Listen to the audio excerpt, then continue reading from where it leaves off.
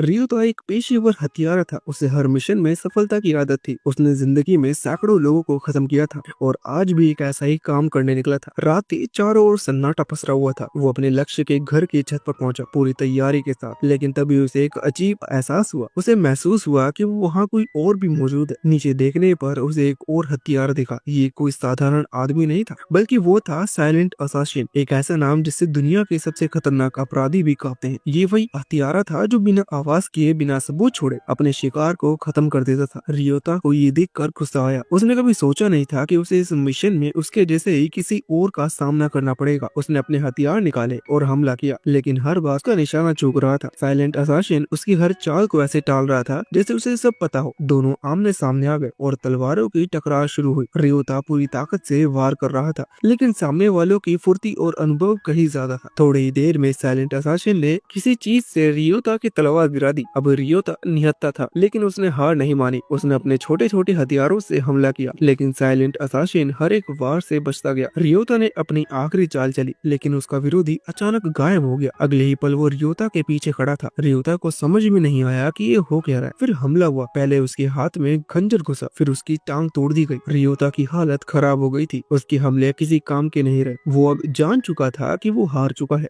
आखिर में उसने ही तलवार आसमान से गिरती और उसे खत्म कर देती है। साइलेंट असासिन बिना कुछ कहे घर के अंदर गया, जहाँ उसकी असली टारगेट था। लेकिन जैसे ही उसने अपना काम शुरू करना चाहा, वो कुछ पल के लिए रुक गया। उसके हाथ कांप रहे थे। उसने खुद को संभाला और तलवार उठाई। इसी जगह कहानी करंट टाइम में लौटती है, जब साइलेंट असासिन बस एक सामान्य लड़का था। नाम था अकीरा। अकीरा की जिंदगी आम थी। वो स्कूल जाता था, लेकिन किसी से ज्यादा बात नहीं करता था। जब बाकी स्टूडेंट खेल कूद या मस्ती में लगे रहते थे, वो चुपचाप किताबें पढ़ता रहता। उसे कोई जानता भी नहीं था। वो हमेशा अकेला बैठता। लंच टाइम में भी उसके पास दोस्त नहीं थे। कोई उससे बात भी नहीं करता था। क्लास में उसकी मौजूदगी किसी को महसूस तक नहीं होती थी। वो उन लोगों में जो भीड़ में भी गुमनाम रहते। वो ज्यादातर समय मांगा पड़ता और उसके पास ज्यादा पैसे भी नहीं थे, इसलिए वो वहीं पढ़ता जो मुफ्त में मिल जाए। जब बाकी स्टूडेंट प्लान बनाते, फोन में गेम खेलते या खाना शेयर करते, वो अकेला कोने में बैठा रहता। फिर एक दिन कुछ असामान्य हुआ। क्लास में अचानक एक फोन फटा और छत पर एक अजीब सा जादुई गोला बना। तेजी रोशनी हुई और पूरी क्लास कहीं और पहुंच गई। सब घबरा गए। किसी को समझ में नहीं आया कि क्या हुआ। थोड़ी देर बाद एक आदमी आया और सबको बता गया कि वो एक दूसरी दुनिया में है। इस दुनिया का नाम मार्गन था। वहाँ के लोग उन्हें बता रहे थे कि ये दुनिया संकट में है। मॉन्स्टर्स ने हमला कर रखा है और केवल किसी दूसरी दुनिया से आया हुआ व्यक्ति ही उन्हें हरा सकता है। सारे स्टूडेंट डर गए और उलझन में पड़ गए, लेकिन अकीरा ने सब समझ लिया था। वो इस दुनिया की कल्पना पहले भी कर चुका था। मांगा और फैंटेसी कहानियों के जरिए तलवारें, जादू, मॉन्स्टर, ये सब उसके लिए नया नहीं था। धीरे धीरे वही शांत, गुमनाम, अकेले रहने वाला लड़का एक नया रूप लेने लगा। अकीरा को अंदर ही अंदर एक अजीब सा जोश महसूस हो रहा था, लेकिन आज कुछ अलग था। आज उसका दिल कह रहा था कि उसके लिए कुछ बड़ा होने वाला है। जैसे ही जादूगर ने घोषणा की कि असली हीरो की पहचान होगी, सबका ध्यान क्रिस्टल बॉल की तरफ चला गया। नियम था कि हर छात्र को उस बॉल को छूना होगा और मन में स्टेटस कहना होगा, जिससे उनकी ताकत और क्लास पता चलती है। पहला लड़का बहुत एक्साइटमेंट था। शायद उसके मन में भी वो हीरो बनने का सपना था, जैसा बच्चों को होता है। जैसे स्कूल में सबसे तेज भागने वाला सोचता है कि वो हीरो होगा, या जो सबसे ज्यादा नंबर लाता है वो खुद को सबसे ऊपर समझता है। लेकिन जब उसे एनिमल ट्रेन का रोल मिला तो उसका मुंह उतर गया। ये सुनकर बाकी लड़कों ने हल्के फुल्के चेहरे बनाए, जैसे क्लास में कोई मॉनिटर बन जाए। लेकिन सब जानते हो कि असली नेता कोई और है। जादूगर ने समझाया कि वो रोल भले ही मामूली लगे, लेकिन उसकी ताकत इस दुनिया के आम लोगों से बहुत ऊपर है। ये बात सुनकर कुछ लड़के राहत की सांस लेते हैं। फिर और स्टूडेंट आए। किसी को हीलर मिला, किसी को डिसएंचेंटर। सबके चेहरे ऊपर थोड़ी सी उम्मीद और थोड़ा सा डर साफ दिख रहा था। सब अंदर ही अंदर तुलना कर रहे थे, जैसे स्कूल में मार्कशीट बांटी जाती है और सब एक दूसरे की ओर झांक कर देखते हैं कि कितने किसके नंबर। तभी जादूगर ने बताया कि दरअसल बिना क्रिस्टल बॉल को छुए कोई अपनी जानकारी देख सकता है, बस मन में स्टेटस कहना होता है। ये सुनकर आधे बच्चे चुपचाप खुद में बड़बड़ाने लगे। कुछ को मजेदार क्लास मिली, कुछ को बेकार सी लगी, लेकिन साथ को पता चला कि वो विंड मेज है। अकीरा ने भी अपनी स्टेज देखी। असासिन किसी को बताया नहीं, लेकिन अंदर ही अंदर उसे ये बात सूट करता महसूस हुआ। बाकी स्टूडेंट के लिए शायद ये कोई बड़ी बात ना हो, लेकिन एक ऐसा लड़का जो पूरे साल चुपचाप पीछे की बेंच पर बैठ रहा हो, जिसके लंच बॉक्स में कभी किसी ने झांक कर नहीं देखा और जिसे कोई हाय तक नहीं कहता, उसके लिए ये पहचान किसी तोहफे से कम नहीं थी। फिर साद ने क्रिस्टल बॉल को छुआ और सबकी आंखें फटी की फटी रह गई। वो असली हीरो निकला। जादू यूट्यूबर को हैरानी नहीं हुई। साथ तो स्कूल में भी वही लड़का था जो पढ़ाई में अच्छा था, खेल में तेज था और हर किसी को दोस्त बांधता था, हमेशा टीचर की तारीफ पाता और हर ग्रुप एक्टिविटी में सबसे आगे रहता। बाकी स्टूडेंट को भी कोई झटका नहीं लगा, सबको तो जैसे पहले से पता था कि अगला किसी को हीरो बनना है तो वो साथ ही होगा। वहीं अकीरा जो हमेशा किनारे खड़ा रहा, अब अपनी स्टेटस देखकर खुद हैरान था। उसके नंबर बाकियों से कई गुना ज्यादा थे और उसमें ढेर सारी विशेष क्षमताएं थी जो और किसी में नहीं थी। उसके मन में सवाल उठने लगे, ये सब कैसे हो सकता है? अगर वो हीरो नहीं है तो उसकी ताकत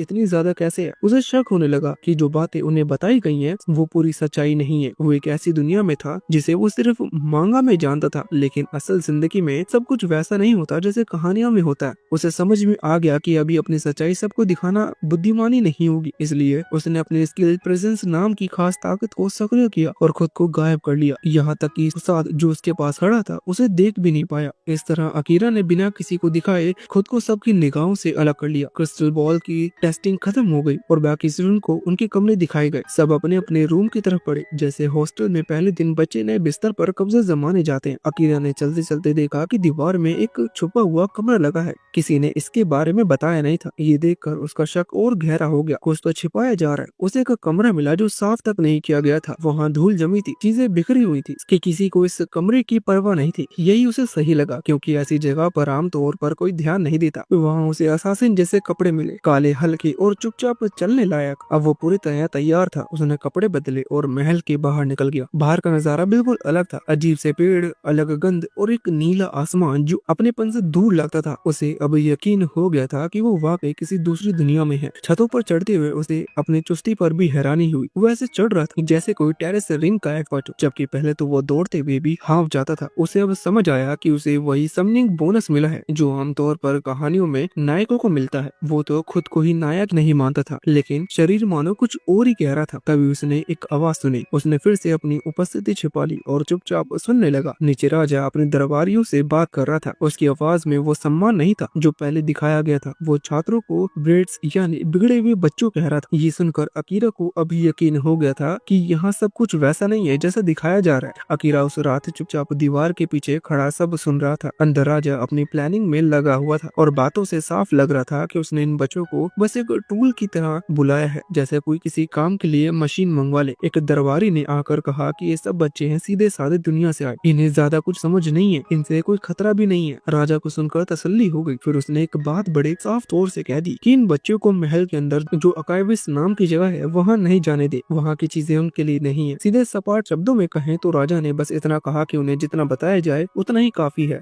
राजकुमारी वहाँ से चली गई और राजा दूसरी बातों में लग गया, लेकिन तब तक अकीरा वहाँ से बिना किसी आवाज के गायब हो चुका था। उसे अब समझ आ गया था कि यहाँ कुछ तो गड़बड़ है। अब उसे सिर्फ अपनी ताकत नहीं आजमानी थी बल्कि सच जानना था। पूरी कहानी क्या है, कौन सही है और कौन बस दिखावा कर रहा है। सुबह होते ही बाकी सब बच्चे नाश्ते की टेबल पर मस्त थे। कोई नया खाना चख रहा था, किसी को कपड़े पसंद आ रहे थे और कुछ को तो इस दुनिया में इतने खो गए थे जैसे कोई नया वीडियो गेम शुरू कर दिया गया हो। उनके चेहरे पर डर नहीं बल्कि जोश और उम्मीद थी। अकीरा भी छुपा हुआ सब देख रहा था। वो सोच रहा था कि क्या उसने सामने आकर सबको बताना चाहिए कि जो राजा कर रहा है वो शायद सच नहीं है, लेकिन फिर उसे लगा कि सब इतने खुश है कि इतने ज्यादा भरोसे में है कि कोई उसका शायद यकीन भी ना करे। बाकी सब बच्चे अपनी अपनी ताकतें जान चुके थे। इसी दौरान कुछ अजीब हुआ। मिथेर ने अचानक अकीरा की ओर देखा, जबकि अकीरा अब भी छुपा हुआ था। उसकी कंसर्न प्रेजेंस स्किल अब भी एक्टिव। वो थोड़ी देर को हैरान रह गया। उसे लगा कि उसकी पहचान खुल गई, लेकिन फिर उसे पता चला कि मिथेर की आंखें कुछ खास है। वो तापमान देख सकता है, यानी अगर कोई भी कितना छुप जाए उसकी बॉडी से निकलती गर्मी छुप नहीं सकती। अब अकीरा डर गया कि उसका राज खुल गया, लेकिन मिथिर ने कोई खतरे की बात नहीं की। उसने ना राजा को बताया न राजकुमारी को, बस साफ कर दिया कि वो इस राजनीति से अलग है, चीजें वैसे नहीं है जैसे दिखती हैं। अकीरा को लगा कि शायद ये एक मौका है। उसने मिथिर से कहा कि उसे ये दुनिया समझ में नहीं आती, न मैजिक, न स्किल, न सिस्टम। उसे बस जानना है और समझना है ताकि वो खुद को ठीक से समझ सके। मिथिर ने कहा कि अकायर्स में ढंग की जानकारी नहीं मिलेगी, वहाँ से पुरानी किताबें हैं, जबकि असली चीज फील्ड में मिलेगी। और फिर उसने अकीरा को पर्सनल ट्रेनिंग देने की बात कही। अकीरा को पहली बार लगा कि शायद उसे कोई समझ रहा है। बाकी बच्चे उसे नोटिस भी नहीं कर रहे थे, लेकिन अब कोई था जो उसके स्किल को पहचान रहा था। लेकिन बात सिर्फ ताकत की नहीं, अकीरा के दिल में अब भी अपने घर की याद थी। उसे याद था कि उसके बिना शायद उसकी माँ खाना भी नहीं खा रही होगी, बहन हर सुबह उसका इंतजार कर रही होगी। ये सोचकर कि भाई बस देर से उठा है। उसके कमरे में शायद सब कुछ वैसे ही रखा होगा। बेड पर बिखरे कॉमिक, टेबल पर अधूरा होमवर्क और अलमारी में वो जैकेट जिसे वो रोज पहनता था। मिथिर ने ये बात समझी। उसने साफ कहा कि उसे नहीं पता।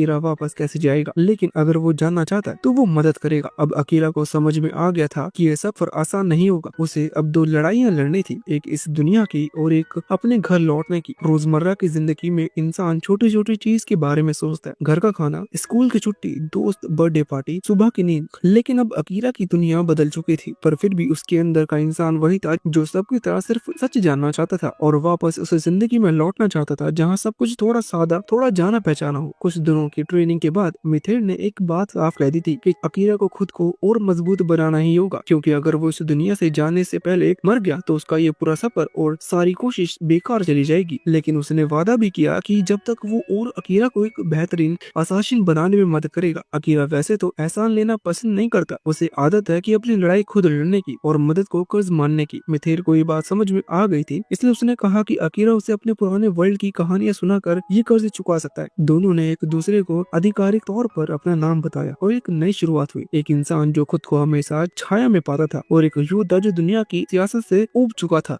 दोनों के बीच अब एक ऐसा रिश्ता बनने लगा था जो भरोसे और समझ से जुड़ा था। मिथिर ने अकीरा को इस दुनिया के बारे में और भी बातें बताई। या यहाँ सिर्फ इंसान और डीमन ही नहीं बल्कि एल्व्स और बीस्ट फॉग भी थे, यानी आधे जानवर और आधे इंसान जैसे लोग जो अलग अलग जीती रिवाजों और संस्कृति के साथ रहते हैं। ट्रेनिंग की बात करते तो अकीरा को जो एक्सरसाइज करवाई जा रही थी वो उसे पहली नजर में थोड़ी अजीब लगी। उंगलियों से पुशअप्स करवाना और पीठ पर पत्थर रख देना। उसे लग रहा था कि शायद ये कोई मजाक है, लेकिन मिथिर ने समझाया कि स्किल को बढ़ाने का यही सही तरीका है। इस दुनिया में लेवल सिर्फ तब बढ़ता है जब कोई राक्षस को मारता है, लेकिन स्किल की ताकत बढ़ाने के लिए प्रैक्टिस ही सबसे जरूरी है। कुछ हफ्ते बाद मिथिर का साथी ग्लीस उसे अपडेट देता है कि बाकी स्टूडेंट भी अच्छा कर रहे हैं और असली मेहनत उसी पर आ गई है, क्योंकि मिथिर का पूरा फोकस अब अकीरा पर है। ग्लीस को थोड़ा परेशानी भी हो रही थी, लेकिन मिथिर तो अकीरा की पुरानी दुनिया की कहानियों में इतना खो जाता था कि उसे वक्त कभी होश नहीं रहता। अकीरा की एक खासियत ने सबको चौंका दिया। उसकी कंसील्ड प्रेजेंस स्किल पहले ही मैक्स लेवल पर थी और ये कोई छोटी बात नहीं थी। गिल तो सुनते ही हैरान रह गया, क्योंकि इतिहास में सिर्फ पहले हीरो को ये स्किल मिली थी। इस बीच अकीरा खुद वहाँ आता।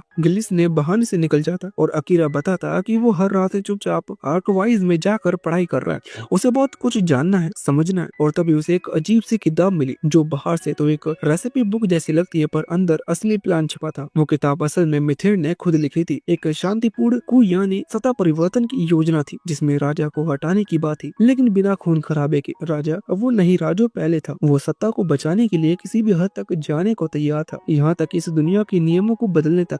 मिथिर जानता था कि ऐसा कर देना खतरनाक होगा, लेकिन समस्या ये भी थी कि इस देश के सारे शूरवीर राजा की श्रेणी थे और इस वजह से वो उसका विरोध नहीं कर सकते। अकीरा को ये सब सुनकर लगता था कि शायद मामला इतना खींचने की जरूरत नहीं है। वो सोचता कि क्यों ना वो खुद ही राजा को खत्म कर दे। वैसे भी उसका इस दुनिया से कोई रिश्ता नहीं है, ना कोई परिवार ना कोई दोस्त, उसे तो वापस जाना है। अकीरा तब ये भी बात बताता कि पहले दिन जब वो आया था तब भी वो राजा के बहुत करीब रह गया। चाहे तो उसे उस वक्त ही सब खत्म कर सकता था, लेकिन कुछ था जो उसे रोक रहा था। मिथिर ने उसकी उस रोक की तारीफ की। उसने कहा कि किसी की जान लेना आसान नहीं होता, खासकर तब जब तुम्हारे पास वो ताकत हो और फिर भी तुम खुद को रोको। एक असासिन होने का मतलब ये नहीं है कि हर किसी की जान लेना जरूरी है। और अगर अकीरा सच में वापस अपने पुराने घर लौटना चाहता है जहाँ उसकी माँ और छोटी बहन उसका इंतजार कर रही है, तो वो खून से अपने हाथ नहीं रंग सकता। मिथिर ने कहा कि उसे ऐसा असासिन बनना चाहिए जो जिंदगी की इज्जत करे, क्योंकि तभी वो खुद भी जिंदा रह पाएगा और अपनों के पास लौट सकेगा। अकीरा समझ नहीं पाया कि मिथिर उसके लिए इतना कुछ क्यों कर रहा है। तब मिथिर ने कहा कि उसे अकीरा से उम्मीद है, क्योंकि जब सब बच्चे बस राजा की बातों में बहक गए, अकीरा ने अकेले सोचना शुरू किया, वो भी बिना शोर मचाए और चुपचाप। ऐसा सिर्फ वही कर सकता है जिसने पहले जिंदगी में बहुत कुछ सहा हो और फिर भी वो खुद को बचा रखा हो। अकीरा पहली बार किसी से ऐसी तारीफ सुन रहा था। उसे लगा जैसे पहली बार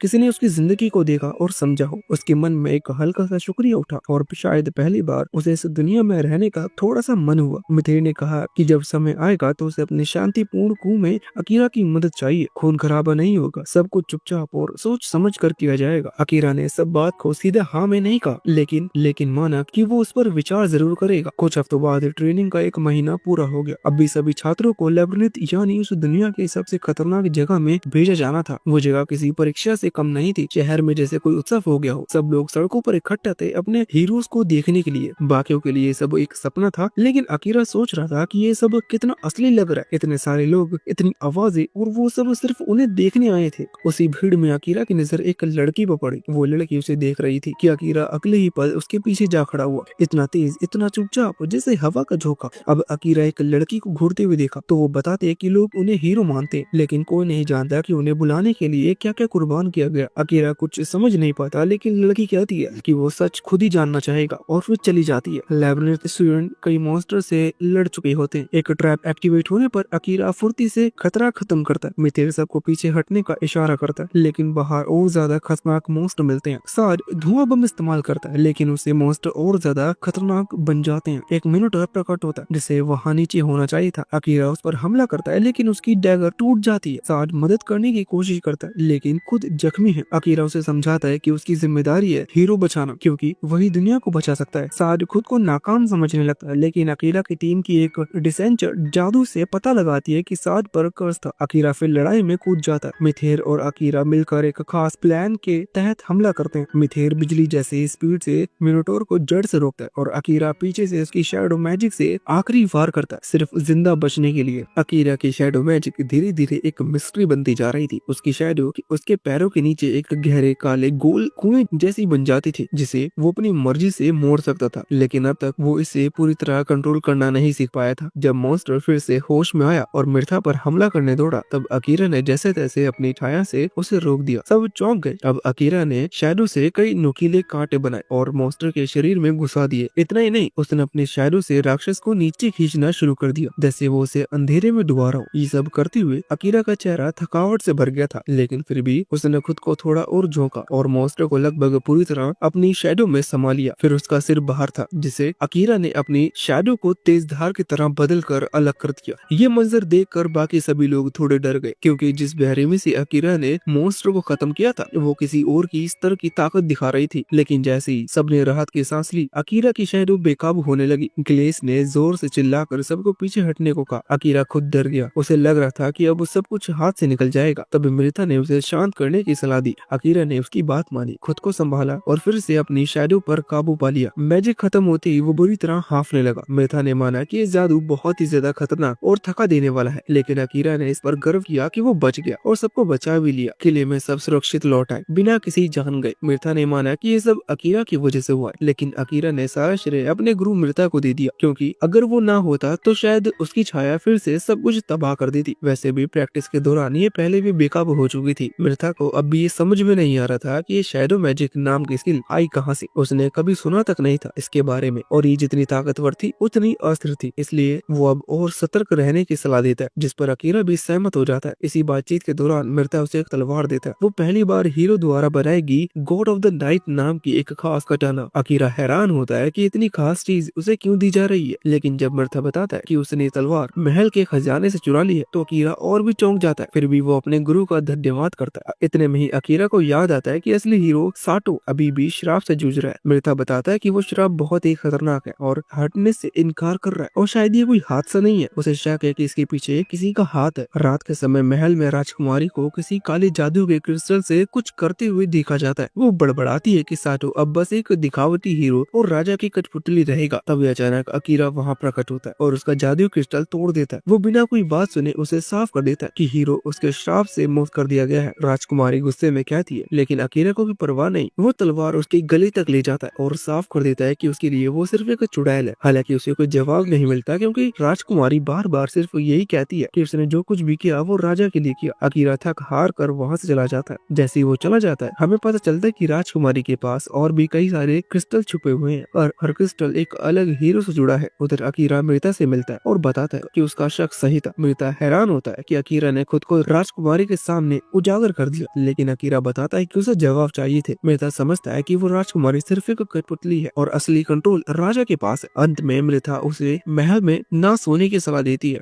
जब अकीरा पूछता है क्यों, तो मिर्था की बात सुनकर उसके होश उड़ जाते हैं। उसे लगता है कि जब राजकुमारी बाकी स्टूडेंट को श्राप देने की कोशिश करेगी, अकीरा बचा रहेगा, क्योंकि राजकुमारी को उसके बारे में कुछ नहीं पता। लेकिन यही बात उसे और भी खतरनाक बना देती है। अकीरा अब पूरी तरह से खतरे के बीच फंसा हुआ था। राजकुमारी उस पर श्राप तो नहीं डाल सकती, लेकिन अब वो उसे खत्म करने की कोशिश जरूर करेगी। राजा के सैनिक पूरे किले में उस रहस्यमयी लड़की को ढूंढने निकल पड़ेंगे जिसने राजकुमारी को टक्कर दी थी। अकीरा सोचता है कि शायद मिर्था उसे डांटेगा कि उसने खुद को सबके सामने ला दिया, लेकिन मिर्था तो बस मुस्कुराते हुए कहता है कि गलत फैसले तो जवानी का हिस्सा होते हैं और बड़ों का काम होता है उन गलतियों को संभाला, इसलिए वो अकीरा की देखभाल के लिए है। अकीरा दिल से चाहता है कि उसकी उस दुनिया में भी मिर्था जैसे लोग होते, तो मिर्था हंसते हुए कहता है कि फिर से उसे अभी अपने साथ ले चलो वापस, वो दुनिया देखना चाहता है जिसके बारे में अकीरा ने उसे बताया था। अकीरा हंसकर बात टाल देता, कहता है कि इतना झंझट झेलना तो बड़ा झिझक वाला काम हो जाएगा। अगले दिन जब अकीरा जंगल में सोकर उठता है तो किले के पास अजीब सी हलचल महसूस होती है। वो वापस जाता है तो सातो उसे देखकर पूछता है कि वो कहाँ था। अकीरा बस ये देखकर खुश होता है कि सातो पर श्राप टूट चुका है और कहता है कि वो बस सो रहा था, लेकिन जब वो असली हालात जानता है तो उसकी सांसें थम जाती हैं। ये खबर मिर्था के बारे में है। अकीरा पागलों की तरह दौड़ता है, लेकिन जो उसे मिलता है वो सिर्फ दर्द और खालीपन है। जमीन पर मिर्था अब भी जान पड़ा था और उसके सीने में एक खंजर घुसा हुआ था। अकीरा टूट जाता है। वो बार बार पूछता है कि ऐसा कैसे हुआ, लेकिन तभी कोई बोल पड़ कि वो नाटक करना बंद करे। लोग कहते हैं कि हत्या उसी के खंजर से हुई है। अकीरा झट से कहता है कि उसका खंजर तो मिनटों से लड़ाई में टूट गया था, लेकिन लोग उस पर शक कर रहे थे। लोग कहते हैं कि वो हमेशा गायब रहता, बस ट्रेनिंग के वक्त दिखता था और उसका कोई अता पता नहीं रहता। उसे डोंगन में भी अचानक देखा गया था। सबसे ज्यादा रहस्यमय वही था और लोग मान बैठे हैं कि वही सबसे बड़ा संदिग्ध है। सौभाग्य से सतो उसका बचाव करता है और कहता है कि बिना सबूत के किसी को दोषी नहीं ठहराया जा सकता, लेकिन राजा किसी की नहीं सुनता। वो आदेश देता है कि अकीरा ने नाइट कमांडर का खून किया है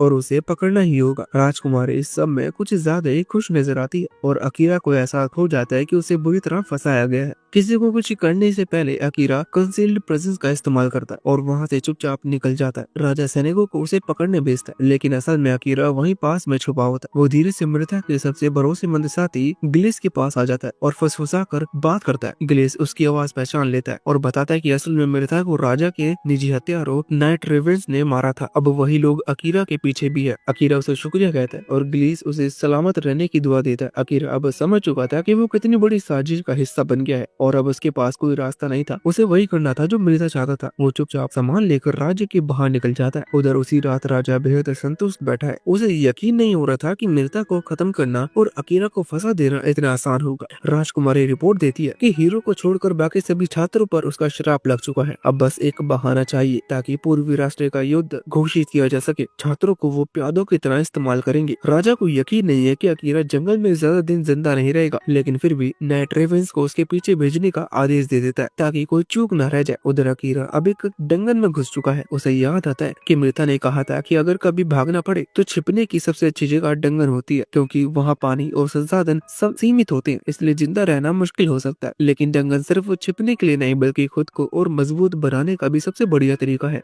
जितना गहराई में जाएगा उतने ज्यादा खतरनाक दुश्मन मिलेंगे और अकीरा उतना ही ताकतवर बनता जाएगा और उसके पास कोई ऑप्शन नहीं बचेगा उससे लड़ने का और जीना होगा और सच्चाई को उजागर करना होगा। अकीरा के मन में एक सवाल बार बार घूम रहा था, अगर डंगन में इतनी तेजी से ताकत बढ़ाई जा सकती है तो फिर बाकी लोग वहाँ क्यों नहीं जाते। मिर्था ने इसका जवाब पहले भी दे दिया था। उसने समझाया था कि डंगन जितना फायदेमंद है उतना ही खतरनाक भी। सबसे बड़ी बात यह है कि अकीरा की कंसील्ड प्रेजेंस स्किल जो उसे छुपे रहने में मदद करती है वो हर जगह काम नहीं करती, खासकर उन राक्षसों पर जिनकी सूंघने और सुनने की क्षमता बेहद तेज होती है। मगर मिर्था ने यह भी कहा था कि अगर अकीरा अपनी असासिन स्किल को और बढ़ा पाए तो वो अपनी कदमों की आवाज और यहाँ तक कि अपने शरीर की गर्मी तक छुपा सकता है। अकीरा इसे करने की कोशिश भी करता है, लेकिन ये इतना आसान नहीं होता। डंगोन की दुनिया बेहद खतरनाक है और वहाँ के मॉन्स्टर असाधारण रूप से ताकतवर है। कई हफ्तों की मेहनत और खतरनाक खतरों से जूझते हुए अकीरा आखिरकार 69वीं मंजिल तक पहुँच जाता है, जहाँ पहले से भी ज्यादा खतरा उसका इंतजार कर रहा होता है। लेकिन तभी उसे याद आता है कि मृता का आखिरी संदेश उसने कहा था कि डंगन की सारी मुश्किलें और जोखिम आखिर में इस लायक होगी। जब अकीरा का क्लास लेवल 100 तक पहुंच जाएगा तब उसे एक स्पेशल स्किल मिलेगी जो उस दुनिया में जिंदा रहने के लिए जरूरी होगी। मिर्ता ने उसे ये भी बताया था कि उसे लेबोरेटरी ऑफ कैंटलिन की ओर बढ़ना चाहिए और हर 10वीं मंजिल पर मौजूद बॉस को हराने की कोशिश करनी चाहिए। लेकिन एक बार जब वो बॉस के चैम्बर में दाखिल हो जाएगा तब या तो वो राक्षस को मारेगा या खुद मर जाएगा। जीतने पर उसे जबरदस्त शक्ति और एक्सपीरियंस मिलेगा। अब तक अकीरा 6 बॉस को हरा चुका था, अब वो 17th लेवल पर पहुंच चुका है। चैम्बर के भीतर अंदर कदम रखते ही लड़ाई शुरू हो जाती है। अकीरा तुरंत समझ जाता है कि ये राक्षस पहले के मुकाबले कहीं ज्यादा खतरनाक है। उसके पंजे इतने नुकीली हैं कि एक झटके में शरीर चीर सकते हैं और उसका सांप जैसा हिस्सा जहरीला और एसिडिक है। अकीरा बचने की कोशिश करता है लेकिन आखिरकार वो राक्षस की पकड़ में आ जाता है और उसकी फसलियां चटक जाती हैं। दर्द से अकीरा की सोचने की ताकत जवाब देने लगती है, लेकिन अकीरा अब तय कर चुका है, अब कोई भी रोक नहीं सकता। वो अपनी शैडो मैजिक को पूरी ताकत से एक्टिवेट करता है और देखते ही देखते उसकी शैडो से निकले नुकीले कांटे राक्षस के शरीर को चीरना शुरू कर देते हैं। गुस्से से भरा अकीरा अपने जादू को और भी वहशी बना देता है। कांटे अब रहम किए बिना उसे टुकड़ों में बांट रहे थे। अकीरा जीत तो जाता है लेकिन होश खो बैठता है। राक्षस के जहरीले खून की वजह से उसका शरीर अब भी जल रहा होता है। तभी एक रहस्यमयी आवाज सुनाई देती है। वो बताती है कि अकीरा की छाया जादू में खुद की चेतना है और उसने देखा कि अकीरा की चोट अब खतरनाक हद पार कर चुकी है, इसलिए वो खुद ब खुद कंट्रोल अपने हाथ में लेकर रिकवरी मोड चालू कर देती है। अगली सुबह किले में सातो बाकी छात्रों से कहता है कि वो अब और इंतजार नहीं करेगा। वो डीमन लॉर्ड से लड़ने के लिए निकलना चाहता है। बाकी स्टूडेंट इस पर भड़क उठते हैं और कहते हैं कि वो अभी अभी अकीरा द्वारा मिर्था की हत्या के सदमे से उभरे नहीं है। वो किसी योद्धा के लिए तैयार नहीं है। मगर सातो को शक होता है कि छात्रों का ये बदला हुआ व्यवहार शायद राजकुमारी के शराब की वजह से हो सकता है, जैसा कि ग्लेस ने उसे बताया था। सातो कहता है कि अगर कोई साथ नहीं आएगा तो वो अकेले ही जाएगा, लेकिन कुछ स्टूडेंट्स आगे आते हैं और उसका साथ देने को तैयार हो जाते हैं। वो सब मिलकर एक पार्टी बनाते हैं, लेकिन सातो को हैरानी होती है कि उन्हें इतनी आसानी से महल से निकलने दिया गया। फिर उसे याद आता है कि राजा तो यही चाहता था कि स्टूडेंट्स डीमन लॉर्ड को हराएं ताकि वो उन्हें अपने युद्ध के प्यादों की तरह इस्तेमाल कर सकें। सातो सोच में पड़ जाता है कि आखिर ये लोग उसके साथ क्यों आए हैं। तब यूकी नाम की छात्र बताती है कि वो एक डिसेंचेंटर है, उसे शराब आसानी से अक्सर नहीं करता और अब वो दूसरों में शराब को पहचानने भी लगी है। यूकी ने कुछ और छात्रों को शराब से मुक्त किया और इस काम में असाइना ने भी मदद की। अब सातो को समझ में आने लगा है कि चीजें अभी बहुत पेचीदी है और उन्हें अकीरा की जरूरत फिर से पड़ सकती है, क्योंकि युद्ध की असली शुरुआत तो अब होने वाली है। असाइना की यादें पूरी तरह से साफ नहीं थी। ऐसा लग रहा था जैसे उस वक्त वो खुद नहीं था, मानो किसी और के कंट्रोल में था। उसे बस इतना याद था कि वो एक कमरे में था जहाँ उसने कई क्रिस्टल तोड़ दिए थे और ये उसने एक कटाना से किया था, लेकिन उसे ये भी नहीं पता था कि वो तलवार आई कहाँ से। धीरे धीरे सच सामने आता है। ये सब गिलेस की योजना थी। उसकी मैनिपुलेशन स्किल इतनी ताकतवर है कि वो किसी भी शराब से ज्यादा असरदार होती है। जब बात किसी व्यक्ति को काबू में करने की हो, जब क्रिस्टल नष्ट हो जाते हैं, गिलेस खुद को संतुष्ट महसूस करता है। उसने मिर्था का आखिरी आदेश पूरा कर दिया था और वो उन दूसरी दुनिया से आए नायकों को सुरक्षित यात्रा की शुभकामनाएं देता है। उधर असाइना का मन अब अकीरा से जुड़ने को बेचैन है। उसे अफसोस होता है कि वो पहले ही ऐसा कर पाता। जब सब अकीरा पर शक कर रहे थे तब वो चुप रहा और अब खुद से नफरत हो रही है। एक बीते हुए पल की झलक दिखती है कि असाइना और अकीरा स्कूल के बाहर अचानक टकरा गए थे। अकीरा किसी काम पर था लेकिन वो नहीं चाहता था कि कोई दूसरा जाने, खासकर उसकी छोटी बहन को नहीं। इस बातचीत में पता चलता है कि दोनों की बहनें एक क्लास में ही है और सबसे अच्छी दोस्त है। दोनों लड़के कभी खास करीब नहीं थे, लेकिन असाइना शायद अकीरा को बाकी सब की तुलना में बेहतर समझता था। अब डोगन में अकीरा की आंखें खुलती है असाइना की याद के साथ। वो दुआ करता है कि असाइना, उसकी माँ और बहन सब ठीक हो, लेकिन फिर उसे याद आता है कि अभी और भी ज्यादा जरूरी चीजें हैं। सबसे चौंकाने वाली बात ये होती है कि उसके शरीर में अब कोई दर्द नहीं होता। जब वो अपना स्टेटस स्क्रीन चेक करता है तो पाता है कि उसके स्टेटस काफी बढ़ चुके हैं। सबसे ज्यादा हैरानी उसे तब होती है जब वो देखता है कि उसकी एचपी लगभग फुल है। उसे यकीन था कि उसकी पसलियां टूट चुकी थी और जहर तेजी से फैल रहा था, लेकिन अब सब सामान्य है। उसकी शैडो मैजिक स्किल अब लेवल 5 पर पहुंची है, जबकि बॉस रूम में घुसने से पहले वो सिर्फ लेवल 3 पे थी। यानी सिर्फ एक बार इस्तेमाल करने से ही उसमें 2 स्तर का उछाल आया।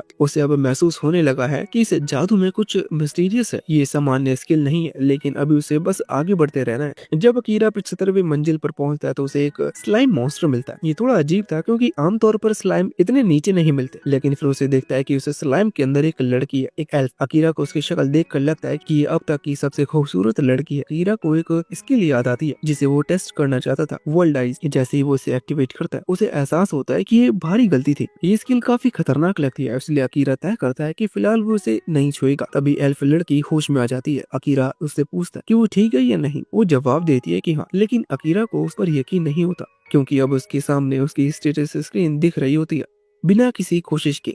अकीरा सोचता है कि शायद ये वर्ल्ड आइज स्किल का असर होता है, लेकिन वो पक्का नहीं है। जो बात पकी है वो ये लड़की की सिर्फ एचपी 2% है। अकीरा नोट करता है कि उस लड़की के पास भी वर्ल्ड आइस स्किल है और सोचता है कि क्या वो भी उसकी स्टेटस स्क्रीन देख पा रही है। लड़की उसे उसके नाम से पुकारती है और पूछती है कि वो डंगन में क्यों है। ये तरीका थोड़ा अजीब होता है। फिर भी अकीरा बताता है कि वो लेवल अप करने आया है, लेकिन उसे जरूर कहता है कि कम से कम नाम तो पहले पूछना चाहिए। लड़की अचानक फिर से बेहोश हो जाती है। उसका शरीर बुखार से तप रहा होता है, इसलिए अकीरा उसे पानी के पास ले जाता है। जब वो फिर से होश में आती है तो अकीरा मजाक करता है कि शायद उसे उसकी भूख से खर्राते पेट की आवाज ने उठा दिया। उसके पास फिलहाल सिर्फ पानी होता है, लेकिन कहता है कि बुखार में पानी सबसे जरूरी चीज है। लड़की भूख से बेहाल होती है और कहती है कि वो भूखी है, सो नहीं सकती। अकीरा उसे बताता है कि उसका नाम एमिलिया है। सौभाग्य से अकीरा जो दलिया पका रहा था वो तैयार हो चुका था और एमिलिया उसे बिना किसी लिहाज के खा जाती है। उसे ऐसे खाता देख अकीरा को यकीन नहीं होता कि वो जल्दी ठीक हो जाएगी। उसके इस कमेंट पर एमिलिया पूछती है कि उसे बीमार लोगों की इतनी समझ कहाँ से आई। अकीरा बताता है कि ये तो बस तजुर्बे से सीखा है, क्योंकि उसकी माँ की तबीयत अक्सर खराब रहती है। एमिलिया दीवार पर बनी मार्किंग दिखाती है। एक में लिखा होता है कि वो 69वीं मंजिल पर है। वो हैरान होती है क्योंकि अकीरा ने उसे 75वीं मंजिल पर पाया था, तो फिर वो वापस ऊपर कैसे आया। खास तौर पर जब वो लेवल बढ़ाने आया तभी और भी हैरान करने वाली बात है। इस सवाल का जवाब तो अभी बाकी है, लेकिन एक बात साफ है, अकीरा अब न सिर्फ मजबूत हो रहा है बल्कि उन रहस्यों के करीब पहुंच रहा है जो इस दुनिया की असली सच्चाई छुपा रहे हैं। अगले दिन दोनों 80वीं मंजिल तक पहुंच जाते हैं। अकीरा एक विशाल ऑगर की पीठ को चीर देता है, वहीं एमिलिया ग्रेविटी स्पेल से दूसरे ऑगर को कुचल देती है। अब जबकि एमिलिया पूरी तरह से ठीक हो चुकी होती है, अकीरा उससे पूछता है कि वो अभी भी उसका पीछा क्यों कर रही है। एमिलिया कहती है कि वो उसका पीछा नहीं कर रही, लेकिन कोइंसिडेंस से दोनों का रास्ता एक ही है। अकीरा इस पर शक करता है और साफ कह देता है कि वो उसकी सुरक्षा के लिए नहीं आया है। एमिलिया को ये सुनकर बुरा लगता है। वो अपनी देखभाल खुद भी कर सकती है। दोनों असली बॉस चैम्बर तक पहुंचते हैं, जहां एक भयंकर ड्रैगन उनका इंतजार कर रहा होता है। ड्रैगन बिना समय गवाए हमला कर देता है। अकीरा कंसील्ड प्रेजेंस का इस्तेमाल करता है ताकि बेहतर पोजीशन ले सके, जबकि एमिलिया अपनी ताकतवर ग्रेविटी स्पेल से कुछ वक्त खरीदने की कोशिश करती है। ये ड्रैगन अब तक का सबसे खतरनाक दुश्मन साबित होता है। वो अकीरा को जमीन पर पटक देता है और एमिलिया बताती है कि शायद ड्रैगन उनकी माना को ट्रैक कर रहा है। इसे हराने का सबसे बेहतर तरीका है अपनी माना को पूरे वातावरण में फैला देना ताकि दुश्मन ट्रैक ना कर पाए। अकीरा कहता है कि ये सुनने में जितना आसान है करने में उतना नहीं। फिर भी एमिलिया की सलाह उसे एक आइडिया देती है। अकीरा सोचता है कि जब वो टेल्थ मोड में जाता है तो उसकी माना कैसे व्यवहार करती है और फिर वो उसे एक नए तरीके से कंट्रोल करने की कोशिश करता है। एमिलिया तब रह जाती है। उसके मुताबिक अकीरा की माना से जो आर्म निकला अब तक ऐसा केवल एक ही इंसान कर पाया, पहला हीरो। लेकिन बात यही खत्म नहीं होती। जैसे ही दोनों राहत की सांस लेते हैं, ड्रैगन का शरीर चमकने लगता है, एक रहस्यमय चमक जो कि किसी और रास्ते की ओर इशारा करती है।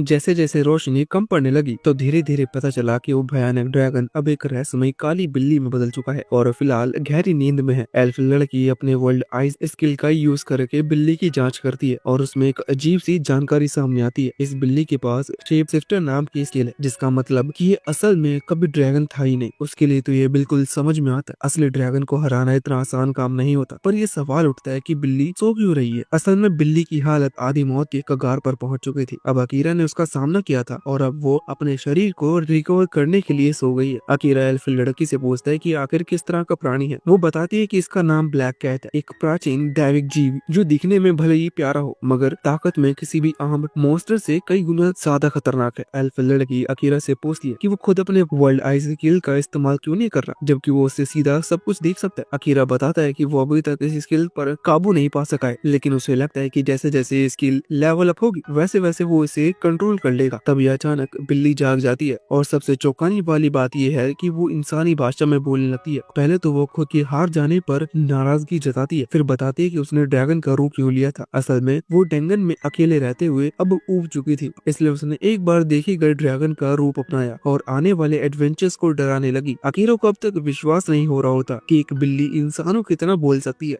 तब बिल्ली ये रहस्य खोलती है कि वो एक असल में हाई इंटेलिजेंट बीस्ट है जिसे खुद डीमन लॉर्ड ने बनाया था। लेकिन अकीरा को ये बात रास नहीं आती कि हारने के बावजूद ये बिल्ली खुद को महान साबित करने में लगी है। वो हल्के अंदाज में अपना कुनाई घुमाकर उसे डराने की कोशिश करता है, लेकिन बिल्ली में जरा भी घबराहट नहीं होती, बल्कि वो तो एक और चौंकाने वाला खुलासा करती है। डीमन लॉर्ड ने अकीरा के लिए एक संदेश भेजा है। संदेश साफ होता है, मुझसे मिलने आओ वेल्केनो रॉक्स मॉन्स्टर की जगह, और वो उसी किले में मिलेगा। अकीरा को समझ में नहीं आता कि डीमन लॉर्ड को उसके बारे में कैसे पता चला और उसे क्यों बुला रहा है, लेकिन बिल्ली को इसकी कोई जानकारी नहीं होती। उसका काम सिर्फ मैसेज को वहां तक पहुंचाना था और अब वो अकीरा से कहती है कि वो उसे मार दे ताकि कम से कम कमरे का लॉक टूटे और वो वहां से निकल सके। लेकिन अकीरा ऐसे करने से मना कर देता है। वो साफ कहता है कि वो अब तक किसी भी मॉन्स्टर को दुश्मन नहीं मानता, बल्कि जो उसने देखा है उसके मुताबिक इस दुनिया में एक इंसान ही ज्यादा निर्दयी है। समस्या ये है कि जब तक फ्लोर का बॉस मर नहीं जाता तब तक यहाँ कमरा नहीं खुलेगा। लेकिन अकीरा को यकीन नहीं होता है कि इसका कोई और तरीका जरूर होगा। कुछ देर सोचने के बाद एल्फ लड़की एक उपाय सुझाती है। वो कहती है कि ब्लैक कैट को फेमिलियर बना लिया जाए। अगर ऐसा हो गया तो बिल्ली की बॉस की स्थिति खत्म हो जाएगी और दरवाजा खुल जाएगा। हालांकि बिल्ली बताती है कि ऐसा करने के लिए एक उच्च स्तर की माना नियंत्रण शक्ति चाहिए होती है। लेकिन अकीरा तो मुख्य कैरेक्टर है, उसे किस बात की कमी। वो बिना हिचकिचाए रिचुअल शुरू करता है। वो बिल्ली को नाइट नाम देता है और अपनी माना उसमें डालता है। इससे अकीरा की सोच नाइट में चली जाती है और वहाँ एक अजीब चीज देखने को मिलती है, एक जलता हुआ शहर और उसी के बीचों बीच एक नाइट जिसे तबाही मचाते हुए देखा जा सकता है। अकीरा उससे लड़ता है, लेकिन मारने के इरादे से नहीं, इसकी बजाय वो अपने आप को कुर्बान कर देता है। वो नाइट से वादा करता है कि अगर वो उसे अनुबंध करेगा तो उसे अब किसी भी बुराई का हिस्सा नहीं बनना पड़ेगा। मॉन्स्टर के लिए जो जन्म से ही बुराई के लिए बाधाएं हैं, ये किसी सपने से कम नहीं। नाइट तुरंत सहमत हो जाता है। जैसे ये समझौता होता है उसके मन का अंधेरा आसमान साफ हो जाता है। अब वहाँ धूप, नीला आकाश और शांति होती है। अकीरा होश में आता है और दोनों के शरीर पर समान पैक्चिन देखता है। इस बात की पुष्टि की अब वो आत्मिक रूप से जुड़े हुए हैं। नाइट अब पूरी तरह से अकीरा में दिलचस्पी लेने लगा है। उस पर अब किसी तरह का संदेह नहीं बचा। वो खुलकर अपनी वफादारी की कसम खाता है और अकीरा के इस सफर का हिस्सा बनने की इच्छा जाहिर करता है।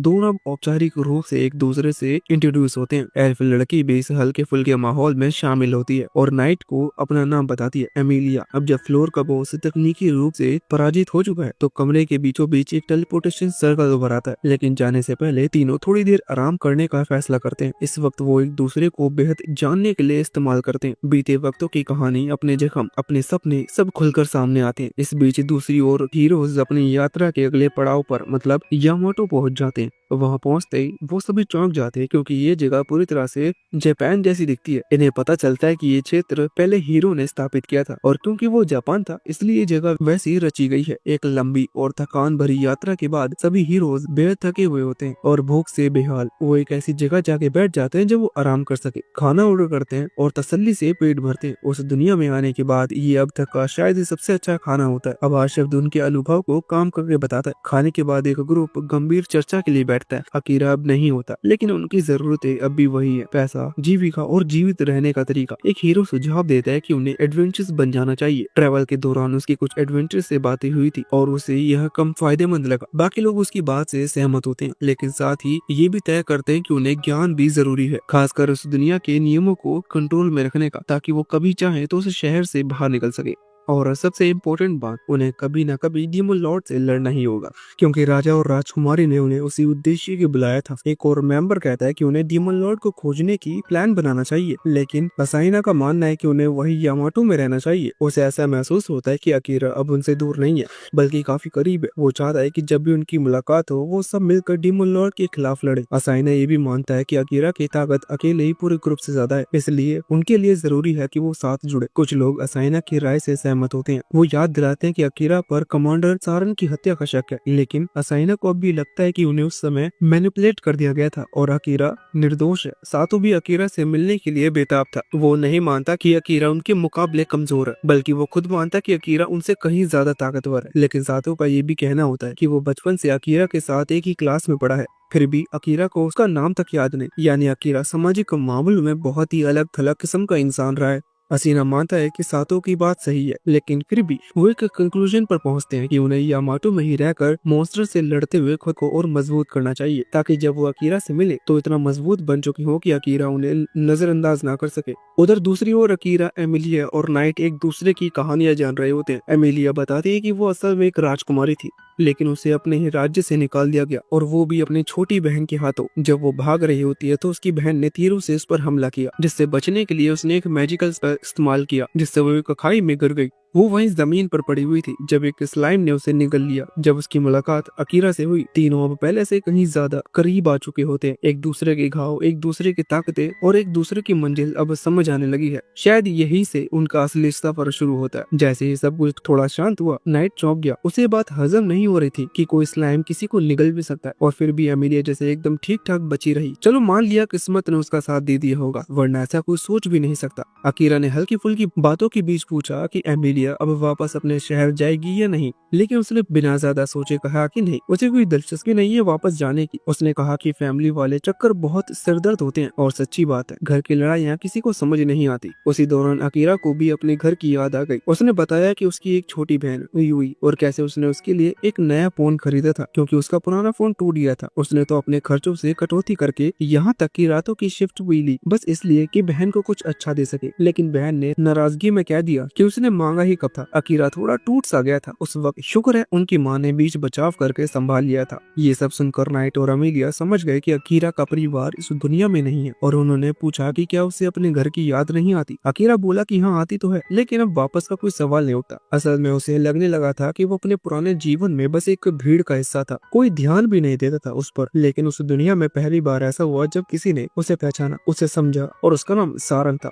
वही सारंग जो अब इस दुनिया में नहीं रहा और अकीरा को लगता है कि उसकी मौत का जिम्मेदार वही खुद है। यही सोचकर वो बदले की आग में जल रहा था। हालात थोड़ी गंभीर हो गई थी तो बात का माहौल बदलने के लिए अकीरा ने नाइट का साथ थोड़ा मजाक शुरू कर दिया। उसने नाइट को छेड़ा जो बार बार ये याद दिला रहा था कि वो कोई पालतू बिल्ली नहीं है बल्कि एक डीमन है। लेकिन फिर भी उनके बीच का रिश्ता बहुत अलग था। दोनों की आत्माएं अब भी जुड़ी हुई थी, यानी अगर एक मरेगा तो दूसरा भी मरेगा। मगर अकीरा को इन बातों की फिक्र नहीं थी। वो तो इस पॉजिटिव बात पर ध्यान दे रहा था कि अब वो दोनों चाहे कहीं भी हो एक दूसरे से टेलीपैथी से बात कर सकते हैं। और जो थोड़ा आराम हो चुका था, अकीरा ने पूछा कि टेलीपोर्ट सर्कल उन्हें कहाँ ले जाएगा। नाइट बोला उसे नहीं पता, लेकिन अमीलिया को थोड़ा अंदाजा था। उसका कहना था कि ये ब्लू सर्कल उसे जगह ले जाता है जहाँ किसी का दिल सबसे ज्यादा जाना चाहता है, और अगर ग्रुप में हो तो जिसे सबसे ज्यादा स्ट्रॉन्ग इच्छा होती है उसी की मंजिल पर सब पहुँचते हैं। अमीलिया बोली कि उसे तो बस इतना चाहिए कि वो अकीरा के साथ रहे, बाकी कहाँ जाना इससे कोई फर्क नहीं पड़ता। थोड़ी देर में जैसे ही टेलीपोर्ट हुए खुद को एक घने जंगल में पाया और सामने दिखा होली ट्री, जो साफ संकेत था कि वो एल्विन फॉरेस्ट में है। एमिलिया का चेहरा उतर गया। उसे एकदम से घबराहट होने लगी क्योंकि वो इस जगह पर वापस आने के लिए बिल्कुल तैयार नहीं थी और उसकी टेंशन एकदम सही निकली। अगले ही पल उसकी जिंदगी बदलने वाली थी। किसी ने उस पर तीर चला दिया। अकीरी ने झपट कर उसे गिराकर बचाया। फिर से एक तीर आया। इस बार अकीरा खुद कूद कर पहाड़ी पर चढ़ा और हमलावर को नीचे गिरा दिया। हमलावर था लियाम, एक एल्फ जिसने कहा था कि उसे क्रिमिनल दिखी, यानी एमिलिया। बातों का लहजा चुभने वाला था और आखिरकार अकीरा ने उसे मार दिया, लेकिन तब तक बहुत देर हो चुकी थी। चारों तरफ से एल्फ्स ने उन्हें घेर लिया था। इस बार सामने थी खुद एमिलिया की बहन किलिका, वही जिसने उसे सिंहासन से हटाया था। उसने पूरी गुस्से में पूछा कि इतनी हिम्मत कैसे हुई एमिलिया की वापस लौटने की, और वहीं पर साफ कह दिया कि अब उसे सबक सिखाया जाएगा। ये देख अकीरा और नाइट समझ गए कि ये सिर्फ बहनों की मामूली लड़ाई नहीं है, यहाँ एक बहुत ही गहरा पारिवारिक फासला है जो अब किसी सुलह से नहीं सुलझने वाला। अब उनके पास दो ही रास्ते थे, या तो पीछे हटे और एमिलिया को अकेले छोड़ दे, या फिर उसका साथ निभाए, चाहे उसके लिए कुछ भी करना पड़े। और जैसा कि हम अकीरा को जानते हैं कि वो पीछे हटने से रहा। एमिलिया हमेशा सोचती थी कि उसकी बहन किलिका उससे कहीं ज्यादा कमाल की है, क्योंकि किलिका हर दिन खुद को बेहतर बनाती। लेकिन उसके पहरेदार ने उसे याद दिलाया कि चाहे किलिका कितने भी शानदार क्यों ना हो, एक दिन एल्फ राष्ट्र की रानी तो एमिलिया ही बनेगी। कुछ समय बाद लियाम ने अचानक कहा कि वो एमिलिया से शादी नहीं करना चाहता। ये रिश्ता तो तयशुदा था, इसलिए एमिलिया ने बस इतना कहा कि अगर उसे रिश्ता तोड़ना है तो उसे जाकर राजा से बात करनी होगी। फिर किलिका वहाँ आई और हालात और बिगड़ गए। उसने एमिलिया को बताया कि वो ब्लाइट की संतान है। कुछ समय बाद एमिलिया पर एक बहुत बड़ा पाप करने का इल्जाम लगा दिया गया। उसने लाख समझाया कि वो बेगुनाह है, लेकिन किसी ने उसकी बात नहीं सुनी। सबको बस इतना डर था कि ब्लाइट की संतान कभी गद्दी पर नहीं बैठे, क्योंकि वो गद्दी तो किलिका की है। अब वर्तमान में एमिलिया अपनी बहन से कहती है कि वो बस चली जाए, लेकिन किलिका उसे जाने नहीं देना चाहती थी। अभी अकीरा, जो एमिलिया का दोस्त बन चुका है, उसकी तरफ से बोलता है और कहता है कि किलिका को शांत होना चाहिए। किलिका को समझ में नहीं आता कि कोई हत्यारा जैसे अकीरा एमिली जैसे अपराधी का साथ क्यों दे रहा है। अकीरा मुस्कुराकर कहता है कि वो तो बस एक दोस्ताना पड़ोसी हत्यारा है और एमिलिया से बस हाल ही में मिला है। किलिका फिर एमिलिया पर नए आरोप लगा देती है कि उसने लियाम को जहर दिया था। एमिलिया कहती है कि वो असल में एक हीलिंग पोशन था, लेकिन कोई उसकी बात नहीं मानता। सबको लगता है कि उसने झूठ बोला है। किलिका अकीरा को धन्यवाद कहती है कि उसने एक भगोड़ी को पकड़वाया, लेकिन तभी किलिका अपनी आंखों से कुछ अजीब करती है। एमिलिया उसे चेतावनी देती है कि उसकी आंखों में मत देखना, लेकिन तब तक देर हो चुकी होती है। किलिका गर्व से बताती है कि उसने अपनी मेमोराइज ताकत का इस्तेमाल किया और अब अकीरा का दिल उसी के काबू में है। एमिलिया पहली बार अपनी बहन पर गुस्सा होती है। वो कहती है कि किसी के मन पर जबरदस्ती करना गलत है और किलिका को अकीरा पर किया गया जादू तुरंत हटाना चाहिए। किलिका हैरान होती है क्योंकि एमिलिया ने कभी उसे इस तरह बात नहीं की थी। तभी अकीरा दोनों को शांत करने के लिए कहता है और बताता है कि वो जादू उस पर चला ही नहीं। सब चौंक जाते हैं और नाइट बताता है कि ऐसा इसलिए हुआ क्योंकि जादू किसी बहुत ऊंचे स्तर वाले व्यक्ति पर काम नहीं करता। किलिका को यकीन नहीं होता कि कोई उससे ताकतवर हो सकता है। अकीरा उसे बस ये चाहता था कि वो मान ले कि उसने अपनी बहन को फंसाया, लेकिन किलिका नहीं मानती और अपने सैनिकों को अकीरा पर हमला करने का आदेश देती है। अकीरा अपनी छाया जैसी ताकत से सबको हरा देती है, लेकिन उन्हें मारती नहीं। तभी राजा आ जाता है, सब तुरंत शांत हो जाते हैं। राजा पूछता है कि क्या हो रहा है। जब एक गार्ड कुछ कहने की कोशिश करता है तो राजा उसे रोक देता है और कहता है कि वो खुद किलिका से सुनना चाहता है। फिर किलिका घबरा जाती है क्योंकि उसे लगा था कि राजा तो बाहर गया था। राजा देख लेता है कि किलिका ने अपने सैनिकों पर मेमोराइज का जादू किया है। वो उसे जादू खत्म करने का आदेश देता है और कहता है कि सजा बाद में तय होगी। फिर राजा अकीरा से माफी मांगता है कि उसकी बेटी ने उस पर हमला किया, लेकिन साथ ही उसे आदेश देता है कि वो एल्फ भूमि छोड़ दे क्योंकि दूसरे जातियों को वहाँ रहने की अनुमति नहीं है। एमिलिया कहती है कि अगर ऐसा है तो वो अकीरा के साथ जाएगी। ये सुनकर राजा बहुत गुस्सा होता है। वो कहता है कि एमिलिया उसकी उत्तराधिकारी है और उसे एक दिन इस राज्य की रानी बनना होगा। अकीरा बोल उठता है कि एमिलिया अपनी खुद की इंसान है, उसे अपने फैसले खुद करने का हक है। राजा उसे बाहरी व्यक्ति कहता है और बोलता है कि उसे इस मामले में बोलने का कोई अधिकार नहीं है। अकीरा जवाब देता है कि अगर वो बाहरी है तो उस पर राजा के आदेश भी लागू नहीं होते और वो एमिलिया की रक्षा के लिए कुछ भी करने को तैयार है। राजा को एहसास होता है कि अकीरा मजाक नहीं कर रहा है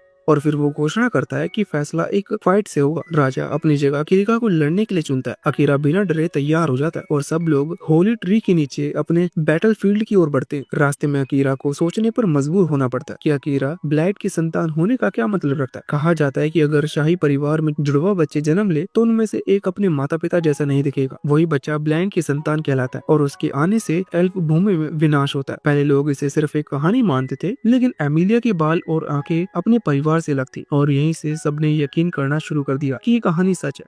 अकीरा ने जब एमिलिया की आंखों में देखकर कहा कि उसकी अलग आंखों और बालों का रंग तो बहुत खूबसूरत है, तो एमिलिया शर्मा गई। उसने कभी नहीं सोचा था कि कोई उसकी इन बातों की तारीफ करेगा, क्योंकि लोग तो हमेशा उन्हें ब्लाइट की निशानी कहते थे। लड़ाई से पहले एमिलिया ने अकीरा को चेतावनी दी कि किलिका एल्फ जाति की सबसे बेहतरीन तलवारबाज है। अकीरा ये सुनकर हैरान हो गया कि एमिलिया अपनी उस बहन की इतनी तारीफ कर रही है जिसने उसे झूठे आरोप में फंसाया। एमिलिया ने बताया कि पहले वो दोनों करीब थे। किलिका हमेशा मेहनत करती थी, खुद को बेहतर बनाने की कोशिश करती थी और एमिलिया अब भी अपनी बहन से बहुत प्यार करती है। राजा ने किलिका को आदेश दिया कि वो इस लड़ाई में अपने राजघराने को सम्मान साबित करे और किलिका ने वादा किया कि वो जरूर जीतेगी। दोनों योद्धा तैयार हुए। किलिका ने अकीरा से पूछा कि क्या वो सच में सोचता है कि बिना तलवार निकाले वो जीत सकता है। अकीरा मुस्कुराकर बोला कि वो ऐसा सिर्फ उसकी भलाई के लिए कर रहा है, क्योंकि अगर उसने तलवार निकाली तो गलती से उसकी जान जा सकती है। लड़ाई शुरू होने से पहले अकीरा ने एमिलिया की तरफ देखा और कहा कि जब राजा उनसे सवाल करता था तब जिस तरह से एमिलिया उसके लिए गुस्सा हुई वो बात उसे बहुत अच्छी लगी। उसने कहा कि जब वो ये लड़ाई जीत जाएगा तब एमिलिया आजाद होगी और जो चाहे वो कर सकेगी। लड़ाई शुरू होती है। अकीरा तुरंत समझ जाता है कि क्यों सब किलिका को सबसे बेहतरीन तलवारबाज कहते हैं। उसकी चाल तेज, सटीक और खूबसूरत थी। नाइट ध्यान से लड़ाई देख रहा था और उसने कहा कि किलिका भले शानदार लड़ रही हो पर अकीरा अभी भी आगे है। अकीरा बिना ज्यादा मेहनत के उसके हमले रोक रहा था और बार बार चेतावनी दे रहा था कि हार मान ले वरना उसे चोट लग जाएगी। किलिका को ये अपमान बर्दाश्त नहीं होता। उसने एक खतरनाक जादू का इस्तेमाल किया जिससे हवा की तेज धार अकीरा की तरफ गई। अकीरा थोड़ा चौंक गया पर उसने बड़ी आसानी से उसे बचाव किया। नाइट हैरान था कि उसने हवा वाले जादू का इस्तेमाल किया क्योंकि वही एकमात्र जादू था जिसमें किलिका ने महारत हासिल की थी। उसने सालों लगातार उस ताकत को पूरी तरह से नियंत्रित करना सीखा था। जब वो अपनी पूरी ताकत से हमला कर रही थी तो अकीरा ने नोटिस किया कि उसकी आंखों में आंसू हैं। उसने पूछा कि वो क्यों रो रही है। किलिका बोली कि उसके चेहरे पर तो मुस्कान है, लेकिन अकीरा ने कहा कि वो मुस्कान झूठी है। ये सुनकर किलिका का गुस्सा और बढ़ गया। उसके हमले और तेज हो गए पर अकीरा ने आसानी से पीछे जाकर उसे रोक लिया। उसने धीरे से कहा कि एमिलिया अब भी उससे प्यार करती है, चाहे उसने कुछ भी किया हो। वो चाहता था कि दोनों बहनें फिर से पहले की तरह बन जाए, लेकिन किलिका ने मना कर दिया। उसने कहा कि वो कभी उस लड़की से शांति नहीं कर सकती जिसने उसे सब कुछ छीन लिया। उसने अपना सबसे ताकतवर वार किया और अकीरा को पीछे धकेल दिया। अब उसकी ताकत बेकाबू हो रही थी और हर कोई उसकी जादुई ऊर्जा से डरने लगा था। अकीरा ने नाइट को कहा कि वो एमिलिया की रक्षा करे क्योंकि किलिका अब खुद पर काबू खो चुकी थी। कहानी अब तक अतीत की झलक दिखाती है। अब दोनों बहनें एक दूसरे से बेहद करीब थी। एमिलिया को अपने अलग रंग और शक्ल से शर्म आती थी, लेकिन किलिका हमेशा कहती थी कि वो बहुत सुंदर है। फिर एक दिन एमिलिया की शक्तियों की जांच हुई और पता चला कि वो एक स्पिरिट मीडियम है, यानी देवताओं की मैसेंजर, जो अगर अपनी शक्ति पूरी तरह से जागरूक कर ले तो दुनिया की ताकतों को अपनी इच्छा से मोड़ सकता है। एल्फ राज्य में ये खबर फैलते ही सब खुश हो गए, लेकिन उसी दिन से किसी ने किलिका पर ध्यान देना बंद कर दिया। सब बस एमिलिया की पूजा करने लगे। यही बात किलिका के दिल में जहर बन गई। उसे लगा कि एमिलिया ने उसकी जगह छीन ली, उसका अस्तित्व मिटा दिया गया। अब वो तब तक नहीं रुकेगी जब तक सब कुछ वापस ना ले ले। वर्तमान में उसकी शक्ति इतनी बढ़ गई कि वो खुद को नुकसान पहुंचा सकती थी। लियम ने एमिलिया को एक छोटी सी बोतल दी, उसमें उसकी बहन को बचाने का उपाय था। एमिलिया ने होली ट्री की एक शाखा को तोड़ा जो शुद्धिकरण की शक्ति रखती थी। जैसे ही उसने उस शाखा की ताकत का इस्तेमाल किया, वहाँ मौजूद हर व्यक्ति पर उसका असर हुआ। क्लिका का मेमोराइज जादू टूटने लगा। क्लिका को लगा कि फिर से वही हो रहा है, एमिलिया उससे सब कुछ छीन रही है। वो पूरी तरह पागलपन में उतर गई और अपना सबसे खतरनाक हमला छोड़ दिया। अकीरा समझ गया कि अगर वो इस हमले से बचा तो पीछे खड़े लोग मारे जाएंगे। उसने अपनी परछाई की ताकत को बुलाया और कहा कि सब कुछ निकल जाओ। अब वो दोनों शक्तियों के बीच भयानक टकराव हुआ। हवा की ताकत और अंधेरे की छाया। शुरुआत में क्लिका का जादू हावी था क्योंकि उसने अपनी सारी जिंदगी इस शक्ति को निखारने में लगा दिया था, लेकिन अचानक अकीरा की छाया और भी गहरी और शक्तिशाली हो गई। उसकी छाया अब जीत रही थी, लेकिन वो क्लिका को पूरी तरह मिटाने वाली थी। अकीरा ने तुरंत फैसला लिया और अपनी छाया को आदेश दिया कि वो क्लिका को नहीं बल्कि उसे खुद निकल जाए। अंधेरा अकीरा को घेरने लगा। उसकी पूरी देह एक काले चमकते आभा में दब गई। नाइट ने कई अद्भुत चीजें देखी थी, लेकिन ये नजारा कुछ अलग था। पहले उसे लगा कि ये कोई शैडो बफ है, यानी अंधेरे की अस्थायी शक्ति, लेकिन जल्दी साफ हो गया कि ये कुछ और ही है। अकीरा उस अंधेरे के भीतर किसी और शक्ति से जुड़ गया था, शायद वही शक्ति जो उसे अतीत में जुड़ी हुई थी, जिसे उसने कभी पूरी तरह से कंट्रोल नहीं किया था। हवा भारी हो गई, धरती कांपने लगी और सभी के सामने खड़ा वो इंसान अब एक छाया में बदल चुका था। फिर भी उसकी आंखों में एक ऐसी चीज बाकी थी, एमिलिया की रक्षा करने की दृढ़ इच्छा। क्लिका ने एक बार फिर से हमला करने की कोशिश की, लेकिन इस बार अकीरा ने बहुत ही आसानी से उसका वार रोक दिया। उसने न सिर्फ उसे पीछे धकेला बल्कि उसका जादू भी एक झटके में खत्म कर दिया। अकीरा ने शांत आवाज में कहा कि क्लिका को हमेशा लगता था कि कोई उसकी परवाह नहीं करता, लेकिन सच में यह है कि वो खुद उन लोगों को नहीं देखती जो सच में उसकी चिंता करते हैं। क्लिका डरते हुए बोली कि सब उसका मजाक उड़ाएंगे क्योंकि वो हार गई। उसे सबसे ज्यादा बुरा तब लगा जब लियाम सीधा एमिलिया के पास चला गया। क्लिका को लगा कि उसका जादू टूटने की वजह से लियाम एमिलिया के पास गया, लेकिन एमिलिया ने धीरे से कहा कि लियाम तो कभी उसके जादू में था ही नहीं। पर क्लिका अब कुछ सुनना नहीं चाहती थी। उसने बस कहा कि अब उसे सजा दी जाए। तभी राजा बोल उठा कि सजा तो उसे खुद को मिलनी चाहिए। सब हैरान रह गए। राजा ने कहा कि एमिलिया ने क्लिका से कुछ नहीं छीना, असल में गलती उसकी खुद की थी। क्लिका समझ नहीं पाई तो राजा ने सच्चाई बताई। उसने कहा कि उसने क्लिका की असली यादें छुपा दी थी ताकि वो उसे दर्द से बचा सके जो उसे तोड़ सकता था। राजा ने अपना भूलने वाला जादू हटा दिया और फिर सारी पुरानी बातें क्लिका की आंखों के सामने आ गई। पहले वो हमेशा की तरह ट्रेनिंग करती रहती थी, खुद को और ज्यादा मजबूत बनाने की कोशिश में लगी रहती थी। वो खतरनाक जगहों पर जाती जहाँ बहुत ताकतवर राक्षस होते। एक दिन उसे एक अजीब औरत मिली। उस औरत ने कहा कि अगर वो सच में और ताकतवर बनना चाहती है तो उसके पास एक बेहतर तरीका है। उसने क्लिका को एक चीज दी और बताया कि इससे वो ऐसे राक्षस बुला सकती है जो उसे और मजबूत बनाएंगे। क्लिका ने बिना सोचे उसे इस्तेमाल किया, लेकिन जो राक्षस आए वो बहुत डरावने और ताकतवर थे। वो उनसे भागने लगी पर वो उसके पीछे पड़ गए। आमतौर पर डेंगन के राक्षस बाहर नहीं आते, लेकिन ये राक्षस किसी तरह बाहर आ गए। क्लिका को डर लग गया कि अगर वो कुछ नहीं करेगी तो बाकी लोग मारे जाएंगे, इसलिए उसने वहीं खड़े होकर लड़ने का फैसला किया। वो पूरी ताकत से लड़ी, लेकिन तभी लियम वहां आ गया। उसने चिल्लाकर कहा कि वो भाग जाए, लेकिन तभी एक राक्षस उस पर हमला कर देता है और वो मारा गया। अकीरा को एहसास हुआ कि उसे बस इस्तेमाल किया गया था, लेकिन राजा ने कहा कि ऐसा करने के अलावा उसके पास कोई और रास्ता नहीं था। लियम ने भी सच बताया कि उसने दोनों बहनों को अलग करने में मदद की थी ताकि उनका झगड़ा और न बढ़े। क्लिका को विश्वास नहीं हुआ कि लियम ने ये सब खुद किया था बिना उसके जादू के असर में आए। फिर पता चला कि जब एमिलिया ने उसे दोबारा जिंदा किया था तब होली ट्री की एक पत्ती उसके शरीर में चली गई थी और उसी की वजह से वो मेमोराइज जादू के असर से बच गया था। लियम ने मुस्कुराते हुए कहा कि उसे हमेशा क्लिका की मेहनत बहुत पसंद थी। वो उसकी लगन देखकर कुछ कह नहीं पाता था। फिर उसने माफी मांगी कि वो बस सही तरीके से संभाल नहीं पाया। क्लिका की आंखों में आंसू आ गए। उसे समझ में आया कि वो सबकी दया और प्यार को अनदेखी समझ रही थी। उसने अपनी बहन पर इल्जाम लगाए, जबकि असल में एमिलिया ही वो थी जिसने सब कुछ ठीक किया। वो खुद को बहुत बुरा महसूस करने लगी, लेकिन एमिलिया ने उसका हाथ पकड़कर कहा कि वो अब भी वही दयालु, प्यारी और मजबूत बहन है। दोनों बहनों ने एक दूसरे को गले लगा लिया। क्लिका ने रोते हुए माफी मांगी और एमिलिया ने मुस्कुराते हुए कहा कि अब सब ठीक है। कुछ समय बाद राजा ने ऐलान किया कि अकीरा ने लड़ाई जीत ली है। उसने अकीरा के लिए एक छोटा सा जश्न रखा। अकीरा ने सिर्फ एक बात कही कि एमिलिया को अब आजादी मिलनी चाहिए। राजा ने सिर सहलाकर कहा कि वो अपने वादे का पक्का है, अब एमिलिया जो चाहे कर सकती है। अकीरा ने कहा कि अब उनका अलग सफर बीस्ट फॉक आइलैंड की तरफ होगा। वहाँ हथियार बनाने की बहुत माहिर लोग रहते हैं और नाइट के हिसाब से वो जगह उनके अलग मिशन के लिए बहुत सही है। बाद में एमिलिया मुस्कुराती हुई अकीरा से कहती है कि अब वो उसका नाम ठीक से बोले। अकीरा आमतौर पर उसे तुम या ये लड़की कहता था, लेकिन उसने लड़ाई से पहले एक बार उसका नाम लिया था। एमिलिया को वो बहुत अच्छा लगा था और अब वो चाहती है कि वो उसका नाम फिर से बोले। अकीरा थोड़ा झिझकता है, लेकिन फिर धीरे से उसका नाम लेता है। एमिलिया को वो सुनना इतना अच्छा लगता है कि वो कहती है कि एक बार और बोलो। अकीरा 5 बार उसका नाम बोलता है और तब एमिलिया खुश होकर मुस्कुरा देती है। कहती है कि अब वो जहाँ भी जाएगा वो उसके साथ जाएगी हमेशा के लिए। अकीरा मुस्कुराकर कहता है कि ठीक है एमिलिया। पास में खड़ा नाइट से ले लाता है और हंस देता है। उसे यकीन नहीं होता कि इतनी बड़ी लड़ाई के बाद ये दोनों ऐसे बच्चों की तरह हंस रहे हैं। दूसरी तरफ बाकी हीरो अब जहाज पर है। उन्होंने जितना हो सका अकीरा पर इंतजार किया, लेकिन अब उन्हें आगे बढ़ना था। उन्होंने यामाटो के सारे राक्षसों को हरा दिया था और अब और मजबूत बनने के लिए उन्हें नए हथियारों की जरूरत थी। उनके साथ अब ग्लीस भी था। उसने कहा कि सबकी ताकत अब इतनी बढ़ गई है कि पुराने हथियार काम नहीं करेंगे। अब अगला कदम है अपने हथियारों को अपग्रेड करवाना और उसके लिए सबसे सही जगह वही है जहाँ अकीरा और अमीलिया जा रहे हैं, बीस्ट फॉग का आइलैंड।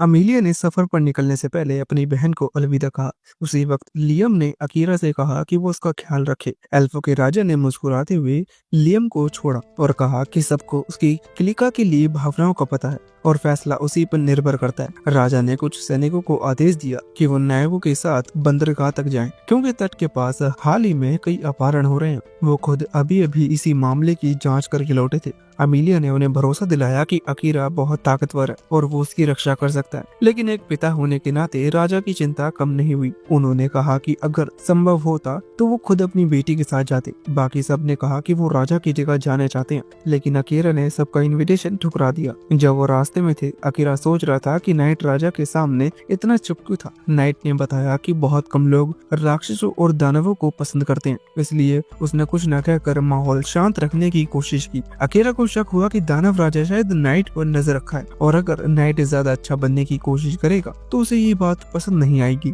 नाइट ने कहा कि उसकी आंख कान अभी भी दानव राजा से जुड़े हैं, लेकिन अब वो उसके आदेशों पर नहीं चलता। वो अब अकीरा के साथ ही और उसे धोखा देने का कोई इरादा नहीं रखता। अकीरा ने कहा कि अगर कभी दानव राजा से लड़ाई हुई तो नाइट को अपने पुराने स्वामी की तरफ से लड़ना चाहिए। नाइट ने जवाब दिया कि जब वो वक्त आएगा तब वो खुद फैसला करेगा। उसने बताया कि दानव राजा सच में अकीरा से मिलना चाहता है।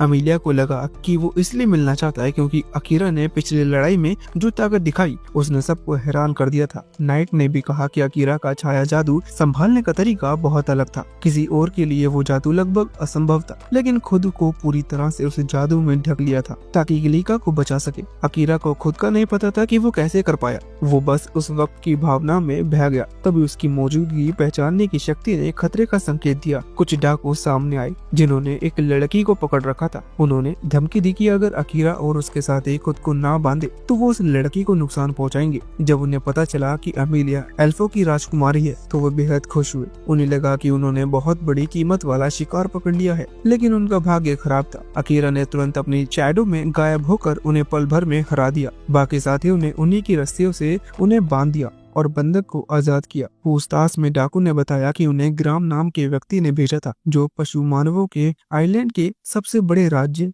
आयरिस था। अकीरा ने सैनिकों से कहा कि वो डाकुओं को वापस राज्य में ले जाएं, पर सैनिकों को तो राजकुमारी की सुरक्षा का आदेश मिला था क्योंकि बंदरगाह अब ज्यादा दूर नहीं था। अकीरा ने कहा कि वो खुद संभाल लेंगे। थोड़ी देर बाद वो सब जहाज पर सवार हो गए। समुद्र की लहरें पर चलते हुए अकीरा ने कहा कि वो और मजबूत बनना चाहता। अमीलिया को ये सुनकर हैरानी हुई, पर अकीरा को लगा था कि उसकी राह अभी लंबी है। उसके दिल में अभी भी अपने दोस्त मितेरे का बदला लेने की आग जल रही थी और उसके लिए वो जितनी भी ताकत पा सके उतनी कम थी। नाइट ने बताया कि जिस बंदरगाह शहर की ओर वो जा रहे हैं वहाँ एक भूल भुलैया है। वहाँ अकीरा अपनी ताकत और बढ़ा सकता है। समुद्री यात्रा में कुछ दिन और लगने वाले थे, लेकिन सबने ठान लिया कि अब थोड़ा आराम करेंगे। अमीलिया के लिए पहली समुद्री यात्रा थी और वो बहुत खुश थी कि उसे अकीरा के साथ इतना समय बिताने का मौका मिल रहा था। अमीलिया को बेसब्री से इंतजार था कि वो रात में अकीरा के साथ आसमान में चमकते सितारों को देख सके, लेकिन उसका साथी पूरे समय किसी किताब में डूबा हुआ था। अमीलिया को लगा था कि ये सफर कुछ वैसा होगा जैसे एक मजेदार क्रूज यात्रा की होती है,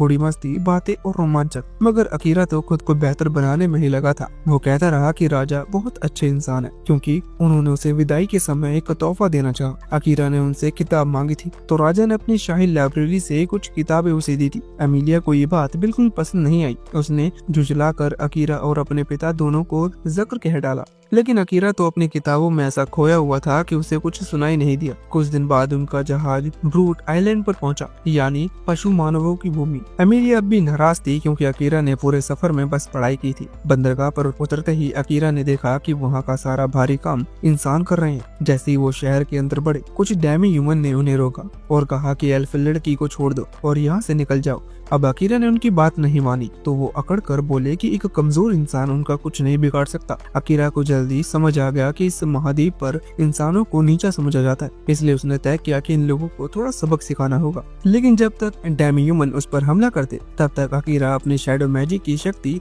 स्टार्ट कर चुका था। उसने उन्हें नुकसान नहीं पहुंचाया बल्कि सिर्फ कुछ पलों के लिए अंधा कर दिया। उनकी आंखों पर शैडो की परत चढ़ गई और अकीरा ने शक्ति से अपने साथियों से कहा कि अब वो आगे बढ़ सकते हैं। अमीलिया को समझ में नहीं आया कि सभी को क्या हुआ और अकीरा खुद हैरान था कि वो भी उसकी गति को नहीं पकड़ सकी। वो जानता था कि चाहे तो वो उन लोगों को मिटा सकता मगर नए आइलैंड पर आते ही झगड़ा मोल लेना ठीक नहीं था। शहर में चलते हुए अमीलिया ने गौर किया कि हर कोई नाइट से डर रहा है। नाइट ने बताया कि इस आइलैंड पर काली बिल्लियों को अशुभ और डरावना माना जाता है। रात के खाने के बाद जब अमीलिया ने कमरे को देखा तो उसे लगा कि सोने के लिए सिर्फ एक ही बिस्तर काफी है, लेकिन अकीरा जैसे कि हमेशा रहता है उसने कहा कि 2 बिस्तर हैं तो दोनों का इस्तेमाल क्यों ना करें। नाइट ने तुरंत माहौल समझ लिया और बोला कि वो थोड़ी देर के लिए बाहर जा रहा है। अकीरा हैरान रह गया कि वो क्यों जा रहा है, पर अमीलिया ने उसे जाते वक्त धन्यवाद किया। थोड़ी देर बाद अमीलिया नहाने गई और जब लौटी तो देखा अकीरा पहले ही सो गया है। वो मुस्कुराई और धीरे से बोली कि वो अच्छे से सोए, लेकिन सच ये था कि अकीरा सो नहीं रहा था। वो सोच रहा था कि ऐसी स्थिति में भला नींद कैसे आ सकती है। अगली सुबह नाइट लौटा और मुस्कुराकर बोला कि लगता है अकीरा ने रात का समय अच्छे से बिताया। अकीरा चौंक गया क्योंकि उसे पता नहीं था कि अमीलिया उसी बिस्तर में सो गई, लेकिन नाइट के पास उससे भी जरूरी बात थी। उसने कहा कि वो तैयार हो जाए क्योंकि जल्दी कोई मेहमान आने वाला है।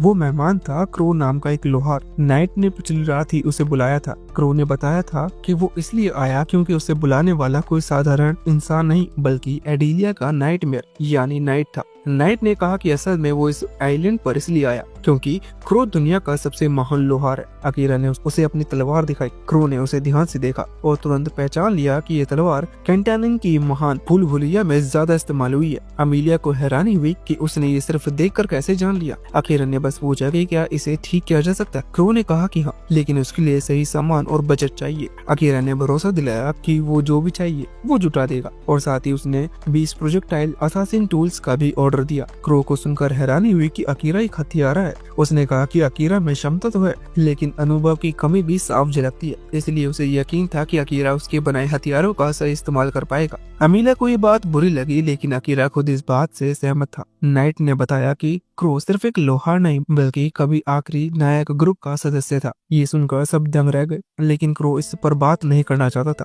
उसने बस अकीरा को सामग्री और खर्चे की पूरी लिस्ट दे दी और उसकी तलवार लेकर चला गया। नाइट ने कहा कि वो क्रो भले ही ठंडा मिजाज रखता है लेकिन वो सबसे भरोसेमंद और काफी अच्छा लोहार है। अकीरा को अब जरूरत थी पैसा और मटेरियल जुटाने की, तो नाइट ने सुझाव दिया कि भूल भुलैया में जाकर रास मॉन्स्टर का शिकार करे और उन मॉन्स्टर से मटेरियल भी मिलेगा और बाकी चीजें बेचकर पैसा भी मिलेगा। अकीरा को यह आइडिया सही लगा, इससे वो और ताकतवर भी बन सकेगा और साथ ही ब्रूट की भूल भुलैया पास ही थी, लेकिन वहाँ घुसना सिर्फ उच्च दर्जे के साहसियों को मिलता है। इसी बीच एमिलिया ने कहा कि वो थोड़ी देर के लिए बाहर जाना चाहती है क्योंकि उसे क्रो से कुछ बात करनी है। अकीरा ने इजाजत दी और नाइट को कहा कि वो उसके साथ जाए। असल में अकीरा जानता था कि नाइट खुद भी क्रो से बात करना चाहता है। भट्टी पर पहुंचकर अमीलिया ने क्रो से कहा कि पिछले नायक दल डीमन लॉर्ड को हरा नहीं पाए थे। उसने सुना था कि सिर्फ नायक और एक डेमी ह्यूमन ही जिंदा लौटे। क्रो ने ये बात स्वीकार की और बताया कि उनकी टोली में एक एल्फ थी जो कि नहीं बच सकी। वो सोच रहा था कि अमीलिया उसे उस एल्फ को छोड़ देने के लिए डांटेगी, मगर अमीलिया ऐसे करने नहीं आई। उसने कहा कि 2 लोगों का जिंदा लौट आना इस बात का सबूत है कि वो बेहद ताकतवर थे। अमीलिया ने कहा कि वो भी ताकतवर बनना चाहती है, इतनी कि अकीरा के साथ हर मुश्किल में टिक सके। उसने क्रो से उसे सिखाने की विनती की। क्रो ने ठंडे लहजे में मना कर दिया और कहा कि उसने कसम खाई है कि अब किसी को स्टूडेंट नहीं बनाएगा। उसने कई बार कोशिश की थी पर कोई भी टिक नहीं पाया, या तो भाग गया या टूट गया। अमीलिया ने वादा किया वो ना तो भागेगी और ना ही हार मानेगी। उसने कहा कि अगर उसे अकीरा के साथ रहना है तो उसे मजबूत बनना होगा। क्रो ने नाइट की तरफ देखा और कहा कि उनका समझौता तो सिर्फ हथियारों तक सीमित था। नाइट ने शांत स्वर में कहा कि ये सब भी वैसा ही है, लेकिन अमीलिया जो करना चाहे वो उसका अपना निर्णय है। फिर नाइट ने कहा कि वो उसे एडिला का नाइटमेयर कहना बंद करे। ये सुनकर क्रो हंस पड़ा और बोला कि यही तो वो नाम है जिसने पूरे आइलैंड में डर फैला दिया था। उसने मुस्कुराते हुए कहा, भले ही तुम अब बदल गए हो पर लोग तुम्हें हमेशा उसी नाम से जानेंगे। एमिलिया हैरानी से नाइट की तरफ देख रही थी। नाइट ने गहरी सांस ली और धीरे धीरे अपनी अतीत के पर्दे खोलने शुरू किए। 100 साल पहले की बात थी जब एडिलिया नाम का शहर पूरी धरती का सबसे अमीर और खुशहाल शहर माना जाता था। मॉन्स्टर की धरती पर इंसानों के हमले के जवाब में डीमन किंग ने नाइट को भेजा था। उसका काम बस शहर के नेताओं को चेतावनी देना था, लेकिन हालत कुछ और ही बन गई। जब नाइट एडिलिया पहुंचा तो उसके भीतर का दानव जाग गया। चेतावनी देने की जगह उसका गुस्सा और शक्ति उस पर हावी हो गई। उसने खुद पर काबू खो दिया और पूरे शहर को आग और मौत के साए में डुबा दिया। जो शहर कभी समृद्धि का प्रतीक था वो राख में बदल गया। उस दिन के बाद से नाइट को एडिलिया का नाइटमेयर कहा जाने लगा और काली बिल्लियों को अशुभ और डर का प्रतीक माने जाने लगा। पास में खड़ा अकीरा ये सब महसूस कर रहा था। उनके बीच मानसिक जुड़ाव था और नाइट जानबूझकर ये सब उससे सुनना चाहता था। अकीरा को एहसास था कि नाइट का अतीत कितना भारी और दर्द से भरा हुआ है। नाइट के भीतर अब भी उस घटना का ट्रॉमा जिंदा था। उसने कभी सोचा था कि शायद उसका जीवन वहीं खत्म हो जाना बेहतर होता, लेकिन अब सब कुछ बदल गया था। अकीरा के साथ रहते हुए उसे एक नए उद्देश्य मिला था, जीने की वजह। क्रो इस बदलाव को सच नहीं मान पा रहा था। उसे विश्वास नहीं था कि कोई दानव सच में बदल सकता है। नाइट ने उसकी अविश्वास को स्वीकार किया। उसने सबकी नफरत को सही ठहराया और यह भी कहा कि अब उसका नाम सिर्फ नाइट है, ना कि कोई नाइटमेयर। अब वो भी किसी और की इच्छा का उपकरण नहीं, बल्कि अपने निर्णयों का मालिक था। क्रो ने शांति से आगे बताया कि कहानी यही खत्म नहीं होती। एडिलिया में हुए विनाश के बाद वहाँ एक स्मारक बनाया गया था। कुछ समय बाद नाइट वहाँ पहुंचा था, पछतावे और ग्लैनिन से भरा हुआ। वहीं किसी और को उसने देखा, एक व्यक्ति जो अपनी खोई हुई बहन का शोक मना रहा था। वो व्यक्ति क्रो था। क्रो और नाइट की मुलाकात नई नहीं थी। वो पहले भी युद्ध के मैदान में आमने सामने हो चुके थे। उस लड़ाई में केवल एक डेमी ह्यूमन जिंदा बचा था और वो क्रो ही था। नाइट ने तब उसे बदला लेने का अवसर दिया था, लेकिन क्रो ने उसे ठुकरा दिया। क्रो की बहन की मौत नाइट के हाथों नहीं हुई थी।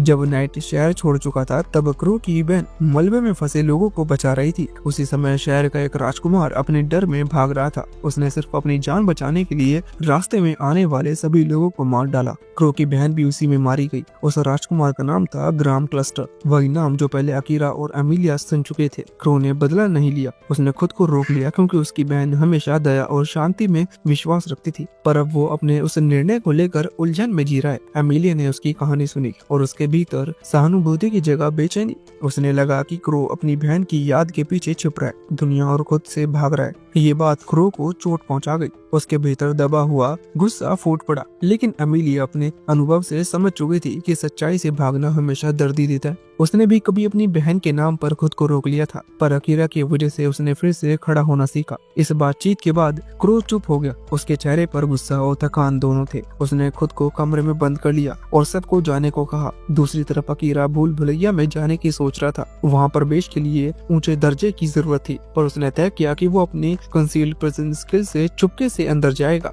अचानक इस जबरदस्त विस्फोट ने पूरे शहर को हिला दिया। आसमान से आग बरसी और दानवों की सेना ने हमला कर दिया। हर तरफ अफरा तफरी मच गई। एमिलिया ने अपनी ग्रेविटी मैजिक का इस्तेमाल करते हुए कई लोगों को बचाया। नाइट नागरिकों को सुरक्षित जगह ले जाने में जुट गया। तभी आसमान में एक विशाल मॉन्स्टर पर सवार व्यक्ति दिखाई दिया, वही जिसने कभी एमिलिया की बहन को धोखा दिया था। उसका नाम ओरम था। वो दानव राजा के आदेश से आया था और उसने अपनी बांसुरी से और भी दानव बुला लिए। शहर जल उठा। अकीरा लगातार लड़ रहा था, लेकिन उसे खबर मिली कि एमिलिया को दानव ने उठा लिया है और उसे भूल भुलैया में ले जाया गया है। उसके भीतर गुस्से की आग जल उठी। वो बिना सोचे समझे वही दौड़ पड़ा। रास्ते में उसे एक टूटी तलवार मिली, जिसे उसने उठाकर अपने पहले ही वार में एक दानव को खत्म कर दिया, पर वहाँ दुश्मनों की संख्या बहुत ज्यादा थी। नाइट उसे रोक नहीं सका। अकीरा का शरीर अंधेरे से ढक गया।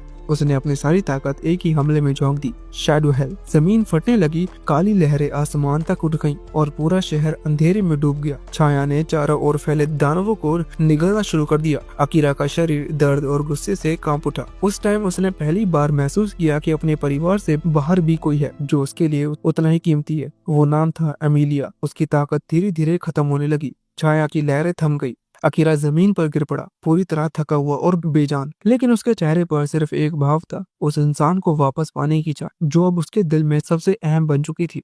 नाइट आसमान से ये सब देख रहा था और जैसे ही अकीरा जमीन पर गिरा, वो फटाफट उसके पास भागा। उसे समझ में नहीं आ रहा था कि अकीरा की मदद कैसे करे। तभी अचानक उसे अकीरा के सिस्टम की आवाज सुनाई दी। सिस्टम ने बताया कि अकीरा ने अपनी बॉडी से ज्यादा माना यूज कर लिया है, इसलिए अब उसकी हीलिंग शैडो मैजिक अपने आप एक्टिवेट हो जाएगी। अगली पल अकीरा के चारों तरफ काले शैडो फैल गए और उसका शरीर हल्का चमकने लगा। वो शैडो मैजिक अपने स्टोर किए हुए माना से उसकी बॉडी को ठीक करने लगा। नाइट बस वहीं खड़ा ये सब देखता रह गया, समझ नहीं पा रहा था कि आखिर ये हो क्या रहा है। एक दिन बाद अकीरा अचानक से जाग उठा और हड़बड़ा कर पूछा कि वो कहाँ है। नाइट ने बताया कि जब वो बेहोश हुआ था तो उसे क्रो के घर ले आया था। डूबते सूरज को देखकर अकीरा ने सोचा कि शायद वो 5 घंटे तक ही बेहोश था, लेकिन नाइट ने बताया कि वो पूरे 1 दिन और 5 घंटे तक बेहोश था। उसने कहा कि ये नॉर्मल है क्योंकि अकीरा ने बहुत ज्यादा माना एक साथ ही यूज कर लिया था। उसने बताया कि अगर उसका शैडो मैजिक अपने आप एक्टिवेट नहीं होता तो शायद वो बच नहीं पाता। नाइट ने पूछा कि आखिर ये शैडो मैजिक है क्या, लेकिन अकीरा ने कहा कि उसे खुद नहीं पता और फिलहाल ये इम्पोर्टेंट नहीं है क्योंकि उन्हें कुछ और बड़ा काम करना है। अकीरा नीचे गया जहाँ क्रो उसका इंतजार कर रहा था। उसने क्रो को बेड के लिए थैंक यू कहा और बोला कि वो उसका चार्ज उसके बिल में जोड़ दे। जब क्रो ने पूछा कि वो कहाँ जा रहा है तो अकीरा ने कहा कि उसे एमिलिया को बचाना है। क्रो ने बताया कि 1 दिन से ज्यादा हो गया है और शायद एमिलिया को डीमन कॉन्टिनेंट ले जाया जा चुका होगा। ये सुनकर अकीरा गुस्से में बोला कि फिर तो उसे डीमन लॉर्ड के कासल में घुसना पड़ेगा। क्रो ने उसे शांत रहने के लिए कहा, लेकिन अकीरा बोला कि वो शांत है, बस जल्दी में है। क्रो ने हंसते हुए कहा कि अगर वो इतना शांत है तो अपने हथियार भूल कर कैसे जा रहा है। अकीरा ने झुंझुला कर बोला कि उसके पास अभी कोई हथियार नहीं है क्योंकि वो रिपेयर पर है। क्रो ने मेज की तरफ इशारा किया जहाँ अकेला की टूटी तलवार रखी थी, लेकिन अब वो तलवार 2 शॉर्ट डैगर्स में बदल चुकी है। क्रो ने बताया कि उसने खुद इन्हें बनाया है क्योंकि असासिन के लिए ज्यादा बेहतर। उसने ये भी कहा कि उसने सारे खर्चे खुद कवर कर लिए हैं क्योंकि ये इमरजेंसी थी, लेकिन अकीरा को बाद में पैसा लौटाना होगा। अकीरा ने डैगर्स उठाकर देखा और क्रो का शुक्रिया अदा किया। क्रो ने मुस्कुराते हुए उसे एक रिंग भी दी और बोला कि ये शायद दूसरे या तीसरे हीरो ने बनाई थी। उस रिंग पर कुछ शब्द लिखे हुए थे, I will lead you everywhere. Crow हैरान रह गया जब अकीरा ने बताया कि वो ये भाषा पढ़ सकता है क्योंकि ये उसकी दुनिया की भाषा थी। उसने पूछा कि रिंग करती क्या है तो क्रो ने बताया कि ये पहनने वालों को उसकी तलाश की चीज तक पहुंचा देती है। जैसी अकीरा ने रिंग पहनी और उसकी पावर एक्टिवेट की, रिंग से एक लेजर निकली जो सीधा डेंजन की तरफ इशारा कर रही थी। क्रो ने कहा कि अकीरा की किस्मत अच्छी है कि डीमन लोग अभी तक एमिलिया को अपने रियल्स में नहीं लेके गए हैं। अकीरा ने फटाफट अपना गियर पहना और नाइट की पीठ पर सवार होकर डेंजन की तरफ निकल पड़ा। रास्ते में नाइट ने कहा कि वो दोबारा कल जैसी गलती मत करे और अपनी जान को रिस्क पर ना डाले। अकीरा ने कहा कि अब वो समझ गया है कि उसे इतना इम्पल्सिव नहीं होना चाहिए क्योंकि अगर उसके साथ कुछ होता है तो नाइट भी खतरे में पड़ जाता है। नाइट ने धीरे से कहा कि उसे अपनी नहीं बस अकीरा की चिंता है। उधर डेंजर के अंदर एमिलिया थकी हुई और जख्मी हालत में थी, लेकिन उसकी आंखों में अब भी उम्मीद की एक हल्की सी चमक बाकी थी। डेंजर के अंदर डीमन जिसका नाम ओरन था एमिलिया से बड़े ही खुश मिजाज अंदाज में बात कर रहा था। वो बोला कि अब भी सब कुछ उसके हिसाब से बहुत बढ़िया चल रहा है। उसने बताया कि डीमन के पास एक ऐसा स्पेल होता है जिससे वो मॉन्स्टर को कंट्रोल कर सकते हैं, लेकिन उसे ये जानने का जिज्ञासा थी कि जादू इंसानों और बाकी प्रजातियों पर कैसे असर करता है। उसने हंसते हुए एक उड़ती हुई सेंटीबिड एमिलिया की तरफ भेजी और बोला कि उसकी वजह से उसे पता चला कि उसका स्पेशल स्पेल एल्स पर तो काम नहीं करता, लेकिन उन्हें हिलने डुलने से रोक सकता है। एमिलिया ने हिम्मत जुटाई और पूछा कि आखिर वो उसे डेंजर में क्यों कैद कर रखे हुए हैं। और हमने आराम से जवाब दिया कि टेलीपोर्टेशन मैजिक सिर्फ 2nd ग्रेड या उससे ऊपर की डीमन ही कर सकते हैं, लेकिन वो तो सिर्फ एक 3rd ग्रेड डीमन है जो ये जादू नहीं कर सकता। एमिलिया वो अपने बॉस का इंतजार कर रहा है और अपने टेलीपोर्टेशन स्पेल से सबको डीमन कॉन्टिनेंट ले जाएगा। उसे नहीं पता कि उसका बॉस कब आएगा,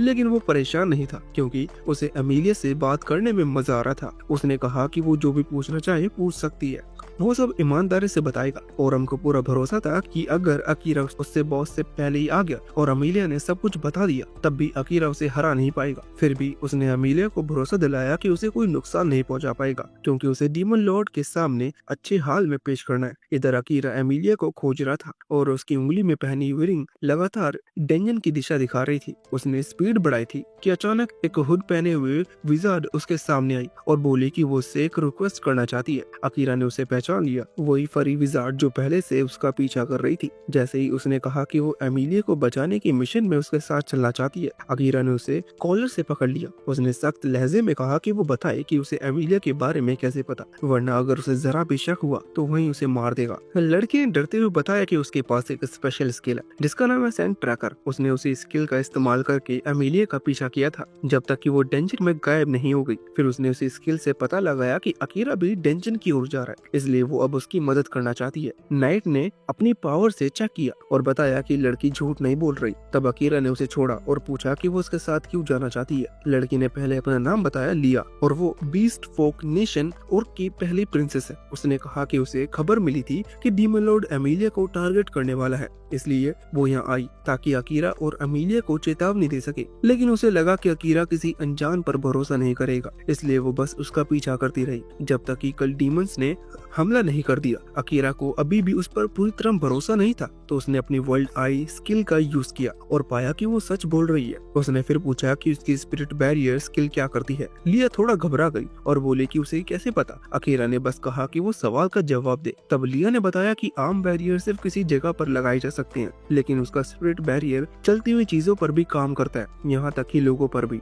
अकीरा ने पूछा क्या वो इसे किसी इंसान पर लगा सकती है, और लिया ने कहा हाँ। उसने जोड़ा कि उसकी स्किल अकीरा के मिशन में बहुत काम आएगी। फिर लिया ने बताया कि डीमन लॉर्ड एमिलिया के रेस्क्रेशन मैजिक के पीछे पड़ा है और वो ऐसा होने नहीं दे सकते। ये सुनते ही अकीरा चौंक गया और फौरन नाइट की पीठ पर बैठ गया। बोला कि लिया भी उसके साथ चले। नाइट ने पूछा कि क्या वो यकीन से कह सकता है कि उसे लड़की पर भरोसा किया जा सकता है, तो अकीरा ने जवाब दिया कि उनके पास अभी कोई और ऑप्शन नहीं है और एमिलिया को बचाने के लिए उसे लिया की पावर की जरूरत पड़ेगी। उधर डेंजन में एमिलिया को भी डीमन लॉर्ड की असली प्लानिंग का पता चला तो वो भी हैरान रह गई। उसने ओरम से पूछा कि जब डीमंस लगभग अमर हैं और उन्हें मारना बेहद मुश्किल है, तो फिर डीमन लॉर्ड को रेस्क्रेशन मैजिक की क्या जरूरत है। ओरम ने भी हामी भरी और कहा कि उसे भी इसका कोई खास मतलब नहीं लगता, क्योंकि ये जादू किसी को भी जिंदा कर सकता है जब उसकी मौत को ज्यादा वक्त ना बीता हो, और उसका कूल डाउन भी बहुत लंबा हो सकता है। एमिलिया ने पूछा कि उसे इस सब के बारे में इतना कैसे पता, तो ओरम ने मुस्कुराकर कहा कि उसे सब पता है और फिर बोला कि जब अकीरा उसकी तलवार से मरेगा तो एमिलिया चाहकर भी उसे दोबारा जिंदा नहीं कर पाएगी, क्योंकि उसने वो जादू खुद पर इस्तेमाल कर लिया है। वो पागलों की तरह हंसने लगा और बोला कि वो देखना चाहता है कि जब एमिलिया अकीरा को मरते देखेगी तो उसके आंसू कितने बहेंगे। उम्मीद है कि किलिका के आंसुओं से ज्यादा होंगे जो उसने लियम की मौत पर बहाए थे। इधर अकीरा और लिया डेंजन की ओर बढ़ते जा रहे थे। रास्ते में अकीरा को एहसास हुआ कि उसने लिया को पहले भी देखा है जब वो इस दुनिया में नया नया समन हुआ था। उसने पूछा कि तब वो वहाँ क्या कर रही थी। लिया ने गहरी सांस ली और अपनी कहानी शुरू की। वो पहले एक आम गांव की लड़की थी, लेकिन एक दिन ब्लैक स्लाइम आया और उसके पूरे परिवार और गांव को निगल गया। उसे यकीन है कि किसी ने उस स्लाइम को फॉरबिडन मैजिक से मॉडिफाई किया और उसके गांव में छोड़ दिया। अब वो उसी शख्स को ढूंढने के मिशन पर निकली है। अकीरा को झटका तब लगा जब लिया ने बताया उसके गांव को निकलने वाला स्लाइम वही था जिसने एमिलिया पर भी हमला किया। लिया ने कहा कि वो अपने गांव की एकमात्र सर्वाइवर थी। उसकी रेयर स्किल देखकर शाही परिवार ने उसे गोद ले लिया और वो धीरे धीरे एक प्रिंसेस बन गई। उसने अपने रुतबे का इस्तेमाल करके उस हादसे की जांच शुरू की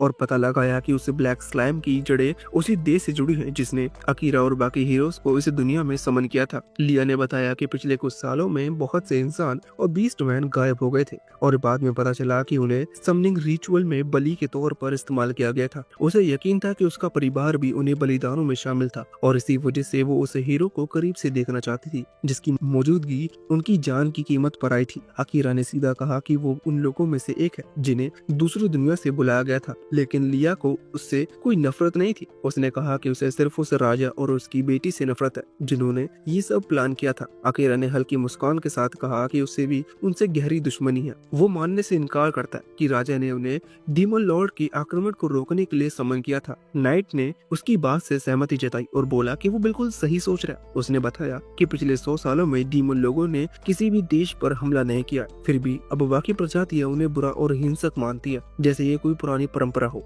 इतनी बातों के बीच वो लोग आखिरकार डेंजन की एंट्रेंस पर पहुंच गए। अंदर जाते ही नाइट ने समझाया कि हर फ्लोर को क्लियर करने के लिए उन्हें एक तय संख्या में मॉन्स्टर को हराना पड़ेगा। ये रूल पहले डीमन लॉर्ड ने बनाया था जिसने सारे डेंजन क्रिएट किए थे और इसे बाईपास करने का कोई तरीका नहीं था। अकीरा ने कहा कि अगर वो नॉर्मल तरीके से लड़े तो बहुत टाइम लग जाएगा, इसलिए वो शैडो मैजिक से सब जल्दी खत्म कर देगा। नाइट ने मना किया, बोला कि अगर उसने ऐसा किया तो वो थक कर पहले ही गिर जाएगा। डीमन लॉर्ड तक पहुंचने से पहले अकीरा ने कहा कि उनके पास कोई और रास्ता नहीं है। तब नाइट ने एक अलग प्लान सुझाया। वो छोटे मॉन्स्टर से खुद निपटेगा ताकि अकीरा अपनी एनर्जी बचा सके, लेकिन उसे डर था कि अगर वो बहुत देर तक फाइट में रहा तो खुद पर कंट्रोल खो देगा। उसे डर था कि कहीं वो अपने मास्टर को ही नुकसान न पहुंचा दे। अकीरा ने ऊंची आवाज में कहा कि वो ऐसा नहीं होने देगा। उसने नाइट से मदद मांगी और नाइट तुरंत अपनी 3 सिरों वाले फॉर्म में ट्रांसफर हो गया। वो भयंकर आग उलगती हुई डंजन के कॉरिडोर से गुजरा और एक एक सारे मॉन्स्टर की भीड़ को साफ करने लगा, लेकिन जल्दी वो कंट्रोल खोने लगा और दीवारों से टकराने लगा। अकीरा ने जोर से पुकारा कि वो खुद को संभाले और उसकी आवाज नाइट तक पहुंची।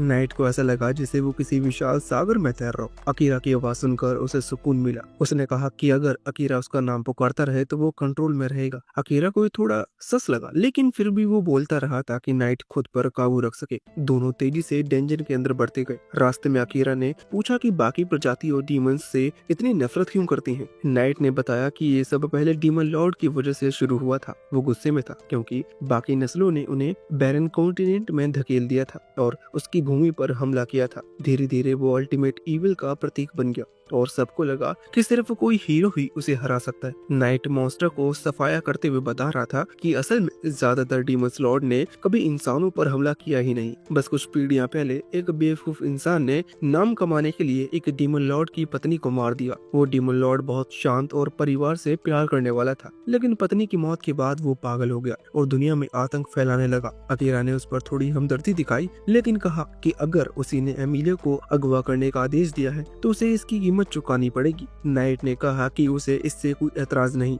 लेकिन याद रखना सारे डीमंस एक जैसे नहीं होते। कुछ क्रूर होते हैं जो हर नस्ल को कुचलना चाहते हैं, लेकिन कुछ ऐसे भी हैं जो सब प्रजातियों के साथ पीस में जीना चाहते हैं। अकीरा ने सिर हिलाया और बोला कि वो ये बात याद रखेगा। थोड़ी देर बाद वो दोनों उस कमरे में पहुंचे जहां एमिलिया को कैद करके रखा गया था। अकीरा ने तुरंत घोषणा की कि वो एमिलिया को वापस ले जाए और लिया को कहा कि वो उस बैरियर पर कास्ट करे। उसी वक्त नाइट अपने बेस फॉर्म में लौट आया और ओरम ने मुस्कुराते हुए कहा कि वो इम्प्रेस्ड है। डीमन लॉर्ड के राइट हैंड ने असासिन को इतनी जल्दी यहाँ पहुंचा दिया। नाइट ओरम की बातों पर कोई ध्यान नहीं देता और अकीरा से माफी मांगता है कि वो कुछ वक्त तक उसकी मदद नहीं कर पाएगा। एमिलिया भी हल्की आवाज में माफी मांगती है कि उसी की वजह से अकीरा इस मुसीबत में फंस गया, लेकिन अकीरा दोनों को शांत कराता है और कहता है कि चिल करो, सब ठीक हो जाएगा। वो अमीलिया की तरफ देखता है और वादा करता है कि अब वो किसी को भी उसे छूने नहीं देगा। अकीरा अपने डैगर्स निकालता है और उसकी नजरें ठंडी लेकिन घातक लग रही थी।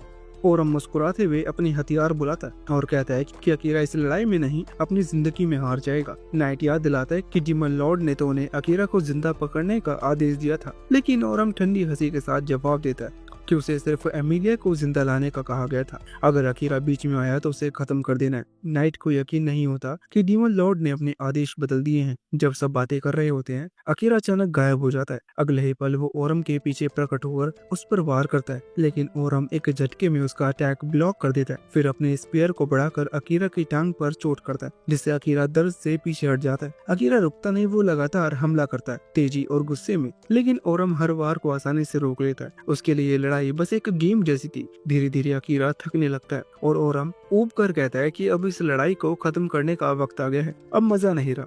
लेकिन अकीरा गहरी सांस लेकर कहता है कि लड़ाई खत्म वो करेगा। अगले ही पल वो अपने शैडो मैजिक एक्टिवेट करता है। जहाँ जहाँ उसका खून गिरा था वहाँ काले साए फैलने लगते हैं। अकीरा अपनी एक खास स्किल यूज करता है अपने खून से शैडो बीस्ट को समन करने की। पूरा इलाका काले भेड़ियों और डरावने शैडो से भर जाता है। सब हैरान रह जाते हैं, यहाँ तक कि ओरम भी पहली बार घबरा जाता है। वो हर तरह से आने वाले शैडो वर्ल्ड से खुद को बचाने की कोशिश करता है, लेकिन उस सब पर काबू पाना बहुत मुश्किल होता है। अकीरा उस मौके का फायदा उठाकर आगे बढ़ता है और ओरम की बाहें और टांग पर वार करता है। ओरम का हथियार जमीन पे गिर जाता है, लेकिन अकीरा भी अब पूरी तरह थक चुका होता है। ओरम फिर अपनी जेब से एक अजीब सी फ्लूट निकालता है और उसे बजाने लगता है। उसकी धुन सुनते ही आसपास के सभी मॉन्स्टर उसकी तरफ दौड़ पड़ते हैं, जैसे किसी सेना को बुला लिया गया हो। अकीरा को डर लगने लगता है। उसका शैडो मैजिक अभी भी कूल डाउन पर था और वो नहीं जानता था कि अब खुद को कैसे बचाएं। मॉन्स्टर अपनी पूरी ताकत से एक बड़ा एनर्जी बीम चार्ज करते हैं ताकि उसे एक ही बार में निपटा दे, लेकिन तभी लिया आगे बढ़ती है और अपने सारे माना को इकट्ठा करके अकीरा के चारों तरफ एक विशाल बैरियर बना देती है। मॉन्स्टर के अटैक उस पर गिरते हैं और बैरियर उन्हें पूरी तरह अब्सॉर्ब कर लेता है। जब वो पास आकर हमला करने की कोशिश करते हैं तो बैरियर उनकी ही एनर्जी को पलट कर उन पर वार करता है और धमाके के साथ उनके सिर उड़ जाते हैं। लिया वहीं गिर जाती है, थकी और बेहोश। अमीलिया धीरे से अकीरा के पास आती है और कहती है कि अब वो हिल सकती है क्योंकि ओरम की शक्ति कमजोर हो गई है। वो अकीरा के पीछे छुप जाती है। ओरम जमीन पर पड़ा खुद से नाखुश दिखता है, जैसे उसे अपनी हार पर शर्म आ रही हो। अकीरा अपने डैगर को उसकी गर्दन की तरफ तान देता है, लेकिन अकीरा वार करने से पहले रुक जाता है। ओरम मुस्कुराकर चिढ़ाता है, कहता है कि क्या कोई असासिन इतना कमजोर हो सकता है कि अपने दुश्मन को भी ना मार सके। अकीरा के मन में उलझन होती है, क्या वो किसी ऐसे को मार सकता है जो दिखने में बिल्कुल इंसान जैसा हो। और तभी हवा में एक भारी गूंज उठती है। कमरे के बीचों बीच एक डार्क टेलीपोर्टेशन सर्कल बनता है, उससे एक लंबा भयानक साया निकलता है। ओरम का बॉस, एक सेकंड ग्रेड डीमन, वो ठंडी नजरों से ओरम को देखता है और गुस्से से कहता है कि उसने उसे बहुत निराश किया है। अकीरा, एमिलिया और नाइट तीनों के चेहरे पर अब डर साफ दिख रहा था। उन्हें पता था कि अब उनका सामना एक ऐसे दुश्मन से है जिसे हराना लगभग इम्पॉसिबल है। डंजन की एकदम बीचों बीच लड़ाई ऐसे चल रही थी जैसे हर सेकंड मौत सामने खड़ी हो। नाइट पहले ही अकीरा को बोल चुका था कि डीमन से सीधा मत भिड़े, और अकीरा भी मान गया था कि वो कोई बेवकूफी नहीं करेगा। इसी बीच वो नर्ड टाइप डीमन ओरम को एक मैजिक बॉल में बंद करके साइड में फेंक देता, जैसे कह रहा हो कि भाई तू अभी रेस्ट कर। फिर वो अकीरा की तरफ बढ़ता और एक ऐसा स्पेल मारता है कि लिया की बनाई हुई बैरियर चकनाचूर हो जाती है। लिया शॉक में रह जाती है, लेकिन अकीरा उसे नीचे रहने को कह देता क्योंकि सिचुएशन बेहद डेंजरस थी। डीमन उसे बोलता है कि उसे लिया में कोई दिलचस्पी नहीं है, और तभी वो अपनी अजीब पावर से एमिलिया पर अटैक कर देता है। एमिलिया बेहोश होकर गिरती है और अकीरा घबरा जाता है, लेकिन डीमन कहता है कि उसने उसे बस सुलाया है ताकि उसे आसानी से डीमन लॉर्ड के किले से ले जाया जा सके। ये सुनकर अकीरा का गुस्सा उफान पर आ जाता है, लेकिन वो उतना समझदार था कि जानता था अभी लड़ाई करने गया तो अपनी और बाकी सबकी जान ले बैठेगा। अकीरा सोच ही रहा था कि एमिलिया को यहाँ से निकाल दे, लेकिन डीमन ने तुरंत सारे दरवाजे पर बैरियर लगा दिया। नाइट पूछता है कि क्या प्लान है, और अकीरा बताता है कि अभी वो अपनी फुल स्ट्रेंथ में नहीं है क्योंकि उसने शैडो मैजिक जस्ट यूज किया है। तभी नाइट डीमन उससे पूछता है कि उसका नाम जैसा बोला जाता है वैसा ही लिखा जाता है। अकीरा एकदम समझ जाता है कि ये सवाल तो कोई जापानी ही पूछ सकता है। डीमन खुद ही कंफर्म कर देता है कि वो भी धरती से बुलाया गया था। उसका नाम महिरो था और वो इंसान होते हुए भी डीमन की तरफ था। अभी अकीरा कुछ समझ नहीं पाता कि महिरो उस पर डार्क एनर्जी का एक शॉट मारता है। अकीरा डोज करता है, लेकिन वो एनर्जी पीछे घूमकर उसे हिट कर देती है। कोने में दबा हुआ अकीरा मजबूरी में चार्ज कर देता, पर महिरा बार बार उसे पीछे फेंक देता। जैसे जैसे अकीरा अपनी शैडो क्लेड फॉर्म से उन हिस्सों को कवर करता है जहां महिरा ने फैटल अटैक करने की कोशिश की थी। महिरो समझ जाता है कि अकीरा के पास अल्टीमेट के लिए उतनी माना नहीं है। वो चाहता तो फुल स्ट्रेंथ में उससे लड़ता, लेकिन उसकी प्रायोरिटी एमिलिया को ले जाना था। तभी नाइट उठकर बोल देता है कि उसने थोड़ी माना रिकवर कर ली है। महिरो उससे पूछता है कि क्या वो सच में साइड बदल चुका है, और नाइट साफ बता देता है कि वो कभी वापस डीमन लॉर्ड के पास नहीं जाएगा। वो टेलीपैथी में अकीरा से बोलता है कि कॉन्ट्रैक्ट खत्म कर दे क्योंकि वो सुसाइड अटैक करने वाला है, लेकिन अकीरा उसे मना कर देता है। अकीरा चाहता था कि दोनों मिलकर लड़े, तभी जीतने का थोड़ा भी चांस है। नाइट मान जाता है और अपना शेप शिफ्ट शुरू करता है। अचानक वो सारन का रूप ले लेता है, जिसे देखकर अकीरा और माहिरो दोनों हक्का बक्का रह जाते हैं। नाइट कहता है कि यही एक रूप है जिसमें वो माहिरो के बराबर टिक सकता है, लेकिन ज्यादा देर तक नहीं। माहिरो तुरंत अटैक शुरू करता है, पर दोनों आसानी से डोज कर लेते हैं। नाइट एक विशाल गोल्डन हैमर बुलाता है। माहिरो लाइट बैरियर से उसे रोकता है और उसी रोशनी से पैदा हुई गहरी शैडोज को अकीरा भांप लेता है। वो नाइट को अटैक का सिग्नल देता है, लेकिन हैमर बैरियर से टकराते ही टूट जाता है। माहिरो हवा में एक मैजिकल सर्कल बनाकर बिजली बरसाना शुरू करता है। अकीरा सब डोज करके शैडो से खुद को ढक लेता है और स्पीड वो पावर बढ़ाकर उस पर टूट पड़ता है। माहिरो अब मुश्किल में आने लगता है। अकीरा उसका मैजिक सर्कल तोड़ देता है और माहिरो मजबूर होकर क्लोज कॉम्बैक्ट में आ जाता है। नाइट भी ज्वाइन करता है और दोनों मिलकर उसे दीवार तक धकेल देते हैं। अकीरा को तो एक पल को सराहने की याद आ जाती है। अगर वो जिंदा होता शायद दोनों ऐसे ही साथ लड़ते। अकीरा माहिरा की पीठ पर एक गहरी चोट लगा देता है और उसे कोने में घेर लेता है। नाइट बोलता है कि उसका शेप शिफ्ट खत्म होने वाला है और अकीरा कहता है कि अगली मूव में वो लड़ाई खत्म कर देगा, लेकिन तभी माहिरो ठंडेपन से बोलता है कि उनकी जीत अभी बहुत दूर है। अचानक अकीरा की छाती में एक हाथ घुस जाता है। वो घूर कर पीछे देखता है और पाता है कि एमिलिया ने उसे छुरा घोंपा है माहिरो के कंट्रोल में। जैसे ही कंट्रोल टूटता है, एमिलिया दहशत में अपने ही खून लगे हाथों को देखकर रो पड़ती है। अकीरा गिर पड़ता है और उसकी सांसें टूटने लगती हैं। वो एमिलिया को कहता है कि ये उसकी गलती नहीं, ये सब उस पहले स्पेल की वजह से हुआ जो माहिरो ने डाला था। माहिरो खुशी से बताता है कि उसका स्पेल किसी को भी उसकी कठपुतली बना सकता है। अकीरा धीरे धीरे बेहोशी में जाता है और आखिरी सांस से पहले बोलता है कि वो एमिलिया को किसी भी हाल में सुरक्षित ले जाएगा। लेकिन उसकी आंखें बुझ जाती है, सबकी उम्मीद टूट जाती है। पर तभी वो रहस्यमय सिस्टम एक्टिवेट हो जाता है। सफेद शैडो मैजिक से अकीरा की बॉडी खुद ही हील होने लगती है। महिरो इसे रोकने आता है पर व्हाइट शैडो उसके अटैक को ब्लॉक कर देता है। हीलिंग पूरे होते ही अकीरा की बॉडी खुद उठ जाती है। सिस्टम कॉम्बैक्ट मोड ऑन कर देता है। अकीरा ऐसी स्पीड से मूव करता है कि महिरो उनकी नजर में भी नहीं आता। वो उसे कुछ ही सेकंड्स में भयंकर चोटें दे देता है। महिरो ब्लिट्स फेंकता है और अकीरा उन्हें शैडो से ब्लॉक और काउंटर कर लेता है और आखिरकार महिरो शैडो से बन जाता है। सिस्टम उससे कहता है कि अमीलिया पर डाला स्पेल हटाओ और पीछे हट जाओ, पर महिरो चीखता है कि इंसान कभी डीमन को हरा नहीं सकती। सिस्टम उसे एक छोटा सा ज्ञान देता है लेकिन महिरो सुनने को तैयार नहीं है। वो अमीलिया के ऊपर अटैक करता है मगर तभी सिस्टम डीएक्टिवेट हो जाता है और अकीरा अपनी बची कुची ताकत से उसके सामने कूद जाता है। लेकिन अटैक होने से पहले ही वो रुक जाता है। क्रो आ चुका था। महिरो उसे देखकर हक्का बक्का रह जाता है क्योंकि क्रो 100 साल से भी ज्यादा पुराना है लेकिन इतना यंग दिखता है। क्रो मानता है कि वो भी अपनी प्राइम फॉर्म में नहीं है लेकिन महिरो को तबाह करने के लिए काफी है। महिरो डर जाता है और दिखावा करते हुए पीछे हटने का नाटक करता है। टेलीपोर्टेशन सर्कल बनाता है और डीमन लॉर्ड के किले में भाग जाता है। लिया चैन की सांस लेती है और क्रो को थैंक्स बोलती है। क्रो हंसकर कहता है कि वो अपने फौज में बोर हो रहा था तो चला आया। अकीरा उसे पूछने ही वाला था कि वो लिया और महिरो दोनों को कैसे जानता है, पर क्रो बोल देता है कि पहले रेस्ट कर ले। अकीरा 3 दिन तक बेहोश पड़ा रहता है। आँख खोलता है तो अमीलिया पास बैठी रो रही होती है और नाइट उसके पेट पर बैठा होता है जैसे कोई छोटा सा वॉचमैन हो। तभी क्रो कमरे में आता है और अकीरा उसे दिल से शुक्रिया बोलता है क्योंकि अगर वो समय पर नहीं आता तो शायद कोई भी नहीं बचता। क्रो के आने के बाद माहौल थोड़ा नॉर्मल हुआ था और अकीरा उससे लिया के बारे में भी पूछता है। क्रो बिल्कुल कूल अंदाज में बताता है कि उसने प्रिंसेस को वापस कैपिटल भेज दिया है ताकि वो सुरक्षित रहे। इतने में वो बताता है कि कुछ गेस्ट आए हैं और अंदर बुलाता है। अकीरा की आंखें फटी रह जाती हैं। सातो, असाई और सारिन का डिप्टी गिल कमरे में दाखिल होते हैं। अकीरा को यकीन नहीं होता कि ये लोग यहाँ कैसे पहुँच गए तो गिल मजाक में कहता है कि वो और क्रो बहुत पुराने यार है। गिल बताता है कि हीरो की पार्टी धीरे धीरे लेवल अप कर रही है और बहुत स्मूथली स्ट्रॉन्ग बन रही है। वो लोग बीस्ट मैन कॉन्टिनेंट अच्छे हथियार लेने आए थे। असाई तो अकीरा को देखकर भड़क ही जाता है। इतने दिनों बाद 100 गुना ज्यादा इमोशनल हो गया था। अकीरा अभी भी ये प्रोसेस कर रहा था कि ये लोग ब्रेन वॉशिंग स्पेल से कैसे बाहर आए। सातो बताता है कि गिल की स्किल से असाई ने कुछ क्रिस्टल काटे और इसी से वो दोनों ब्रेन वॉश से फ्री हुए और कैपिटल छोड़ पाए। सातो अकीरा को थैंक यू बोलता है क्योंकि उसने उसका क्रिस्टल तोड़कर उसे आजाद किया था। थोड़ी शिकायत भी करता है कि अकीरा बिना बताए ही निकल गया और कहता है कि उसे कम से कम बात करनी चाहिए थी जब उसे पता था कि सातो अब होश में है।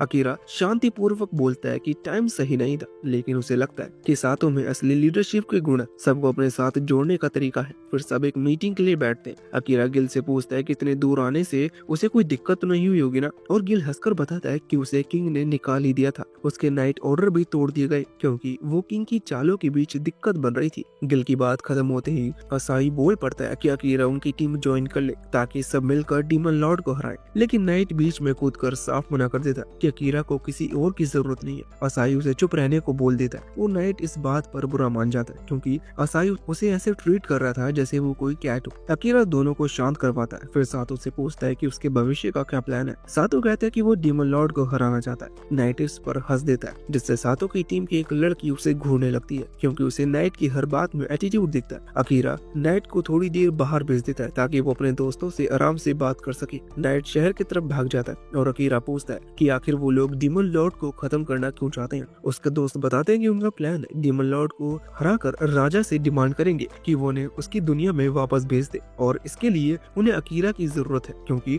वो सबसे स्ट्रॉन्ग है। अकीरा बिना घुमाए कह देता है कि ये प्लान काम नहीं करेगा। राजा और प्रिंसेस पर भरोसा करना बेवकूफी है। वो लोग तो कर्ज यूज करके लोगों को कंट्रोल करते हैं। वो लगभग ये भी बोल देता है कि हीरोज को बुलाने के लिए ह्यूमन सैक्रिफाइस किया गया था, लेकिन ये बात फिलहाल दिल में ही रख लेता है। उसके दोस्त पूछते हैं कि क्या वो अपनी असली दुनिया में वापस जाना नहीं चाहता। अकीरा कहता है कि हाँ जाना चाहता है। ये सुनकर अमीलिया का दिल थोड़ा टूट जाता है लेकिन अकीरा उस पर ध्यान नहीं देता और समझाने लगता है कि second grade demons teleport circle बना लेते हैं तो शायद स्ट्रॉन्ग डीमंस मैजिक सर्कल बना सके जो उन्हें वापस घर भेज दे। अकीरा कहता है कि एक दिन वो डीमन कॉन्टिनेंट जाएगा और कुछ डीमन पकड़कर उससे सच निकलवाएगा। अभी उसके अपने प्लान जिसमें वो किसी एक्स्ट्रा बोझ को नहीं जोड़ सकता। असाई पूछता है कि क्या वो उसकी मदद कर सकते हैं लेकिन अकीरा साफ मना कर देता है कि वो अभी काफी कमजोर है और उनके साथ चलना ऐसा होगा जैसे वो बच्चों को लेकर घूम रहा हो। उसकी बातों से अमीलिया का दिल डूब जाता है और वो चुपचाप कमरे से निकल जाती है। अकीरा को तब जाकर ध्यान आता है कि वो वहाँ नहीं है, तो वो उसके पीछे जाता है। गिलबे क्रो से बात करने बाहर निकल जाता है। साथ और उसकी टीम पीछे रहकर अकीरा की बातों पर दुखी हो जाते हैं।